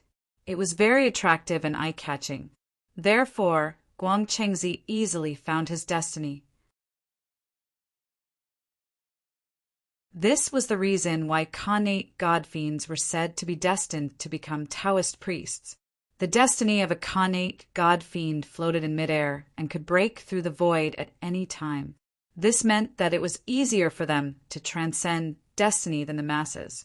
Whoosh in the river of destiny, a dazzling star rose slowly and then completely disappeared. This was the sign of transcending destiny. Guangqingzi had become a Taoist priest. Rumble. The world shook inexplicably. Strange phenomena of flowers falling from the sky and golden lotuses emerging from the earth appeared in a radius of millions of miles. This was the heaven and earth congratulating the birth of a Taoist priest. Guangqingzi's confirmation of his Tao was exceptionally smooth. It was almost done in one go, and he achieved the level of Daluo Taoist priests without encountering any obstacles. His negative karma had long been washed away by the primordial Lord of Heaven's merits. The resentment from the Khanate Taoists also vanished completely with the rebirth of the three realms. Thank you, Master. After confirming his Tao, Guangqingzi came back to his senses. First, he was respectful to the primordial Lord of Heaven. Then he bowed to Feng Zichen. Thank you, Master, for teaching me and helping me reopen the door of Tao. In the future, if Master has any errands, as long as it's not an enemy of the sect, Guangqingzi will do it, even if it means risking my life to repay Master's kindness today. The favor of achieving Tao was as great as the heavens. This time, Guangqingzi listened to Feng Zichen's preaching of Tao and confirmed his Tao, which meant that he owed Feng Zichen a great deal of karma. Therefore, he made such a promise. As long as it was not an enemy of the sect, Guang Chengzi would definitely risk his life to complete Feng Zichen's instructions in order to understand karma. In response, Feng Zichen only smiled and did not say anything. In fact, he would not say anything in front of the primordial Lord of Heaven. Even if he had something to instruct Guang Chengzi, he could not do it in front of the primordial Lord of Heaven. Just like that, after waiting for another few hundred years, all the cultivators present woke up. Unfortunately, other than Guang Chengzi, no one else had successfully confirmed their Tao. However, there were many disciples of the Jia school and Chan school who were about to confirm their Tao. It would not be long before there would be dozens of Taoist priests in the world. Feng Zichen was very satisfied with this. So what if they were disciples of the two schools? After becoming Daluo Taoist priests, wouldn't they still have to work for him? These were all Feng Zichen's future subordinates. The stronger they were, the happier Feng Zichen would be. Since everyone had woken up, the preaching could be announced as the end. Then, Feng Zichen waved his hand and sent everyone away. The Taoist ancestors' preaching ended after 3 times. That was because those who listened to the Taoist ancestors' preaching were all Daluo, Taoist priests. Moreover, the Taoist ancestors' preaching was the truth of heaven and earth. It was the path after Daluo Jingxian. Therefore, the preaching was divided into 3 times to give the Taoist priests time to digest the knowledge. However, Feng Zichen's preaching was different. First, he did not preach the truth of heaven and earth. Second, he did not preach the cultivation method after the Khanate Taoist priests. He only taught the world 3 methods to become Taoist priests. In this way, there was no need to preach 3 times. He could finish it in 1 time. As for the cultivation method after Daluo Jingxian, it was easy for the living beings of the 3 realms to know because there was still 1 person who had not preached. Who? Great Emperor Ziwei. The 8 saints and the 2 primordial chaos had each preached once, but there was still no movement from Great Emperor Ziwei. This would not do. Everyone had preached, but he was the only one who had not. This was obviously inappropriate. Great Emperor Ziwei was duty-bound to preach the great Tao to the living beings of the 3 realms. However, what should he preach? Everyone had already preached what needed to be preached. If Great Emperor Ziwei did not come up with something new, he would inevitably be suspected of picking up the wisdom of others. Moreover, if he did not make it special, how could he show that Great Emperor Ziwei was different from others? With a thought, Great Emperor Ziwei had an idea. He would not preach the great Tao anymore. He would discuss the great Tao with everyone and let the living beings of the 3 realms listen in. This was much more interesting than preaching the great Tao. Thinking of this, Great Emperor Ziwei coughed lightly and said to the saints and the many great mediums who had not left under the Tree of World, "It's rare that all of you are here. I have a request. I wonder if all of you will do me the honor?" Hearing this, everyone did not immediately agree. Instead, Saint Taiching asked, "What request does the emperor have? Why don't you tell us? If we can do it, Poor Wei and the others will definitely do their best to help." Standing up from the platform, Great Emperor Ziwei said in a clear voice, "I see that all of you have reached the limit of sage to be, but you have not been able to take that crucial step. I have a feeling in my heart, so I decided to reopen the sky of the Daluo and invite all of you to come and discuss the great Tao and take a look at the mystery of the primordial chaos realm.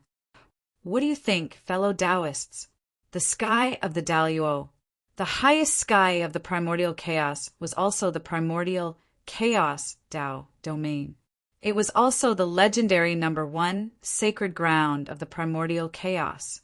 That's right. The number 1 sacred ground of the primordial chaos was not Tao ancestor Hongjuan's purple cloud palace, but the supreme sky of the Daluo that was located at the highest point of the boundless starry sky. Here, the origin of heaven and earth gathered, and the innate Tao interweaved like a net that contained all the truths of heaven and earth and endless mysteries. It was the source of the great Tao, the origin of heaven and earth. Here, one could see all the mysteries of the great Tao. This was the Daluo Jingxian, the highest sky, the supreme Tao domain. The Daluo sky was located in the middle of the sky, which was right above Mount Buzhou in the past, and right above the World Tree today. It was the same as the Ziwei star, two sides of the same body in the same place but in different voids. Although this alone could show that the Daluo sky was extraordinary, it was not enough to let it surpass the World Tree and the Purple Cloud Palace to become the number one sacred ground of the primordial chaos. The real reason why the Daluo sky became the number one sacred ground of the primordial chaos was that there were 3,000 Daluo Taoist priests living in the Daluo sky. 3,000 Taoist priests living in the same place. If this could not be considered the number one sacred ground of the primordial chaos, where else could be called the number one sacred ground of the primordial chaos? 3,000 Taoist priests gathered in one place. The energy required for daily cultivation was definitely unimaginable.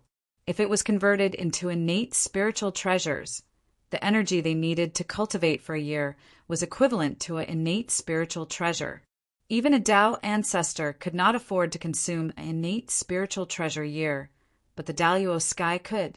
Therefore, it was the number one sacred ground of the primordial chaos. As for where the 3,000 Taoist priests came from, they naturally came from the primordial chaos. In the ancient primordial chaos, there were many Taoist priests in the world, other than the shamans and demons. Most of these Taoist priests lived in seclusion on the ground and cultivated silently. However, in the early ancient times, Emperor Zhuanxu cut off the connection between heaven and earth, making it difficult for the primordial chaos to support the Daluo Taoist priests. For this reason, some Taoist priests had to leave their homes and move away from the primordial chaos. Coincidentally, the Daluo sky appeared at this time, and Great Emperor Ziwei invited Taoist priests to live in the Daluo sky. At the same time, the heavenly Tao also secretly used its power to tell the Taoist priests that there was an opportunity to attain the Tao in the Daluo sky. However, it was easy to enter the Daluo sky, but difficult to leave the Daluo sky. The Daluo sky was known as the cultivation place prepared by the heavenly Tao for the Taoist priests, but in fact it was a place for them to live in seclusion.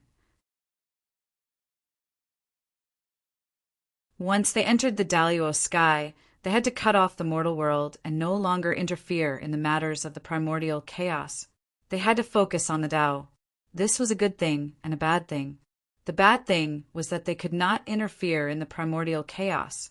Fortunately, they had nothing to do with the tribulation from then on. Tribulation could not enter the Daluo sky.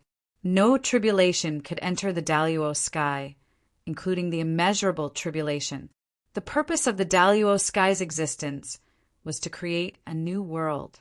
When the immeasurable tribulation descended, everything would be destroyed and everything would return to chaos. Only the Daluo sky would exist. At this time, the saints and the many primordial chaos Tao masters would use the Daluo sky as the foundation to create a new world in the chaos and establish the earth, fire, water, and wind. The Daluo sky was the embryonic form of the eternal world, and it was also the place where Pangu confirmed his Tao. If one day Pangu succeeded in confirming his Tao and the Tao fruit of the great Tao was born, he would definitely be born in the Daluo sky.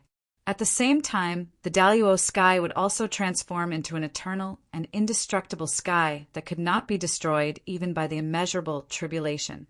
The Daluo sky was very extraordinary. It was not an exaggeration to say that it was the number one sacred ground. Khanate god fiends were born because of the Tao. They followed the Tao and pursued the Tao all their lives. Therefore, there was no lack of people in this group who were dedicated to pursuing the Tao. What such people lacked the most was a suitable place to live in seclusion.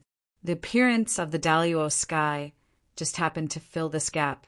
After learning the meaning of the Daluo sky's existence, A portion of the Khanate Taoist priests walked into the Daluo sky almost without hesitation. From then on, they escaped and isolated themselves from the world. There were a total of 3,000 such Taoist priests. They were the 3,000 Taoist priests in the Daluo sky. Ever since they entered the Daluo sky, none of them had left this place. Although they had never left the Daluo sky, their lives were not considered poor. There was no lack of Khanate spiritual roots in the Daluo sky. You're tuning in to the Thunder Spear YouTube channel. Don't forget to subscribe and join us on this journey to catch the most captivating stories.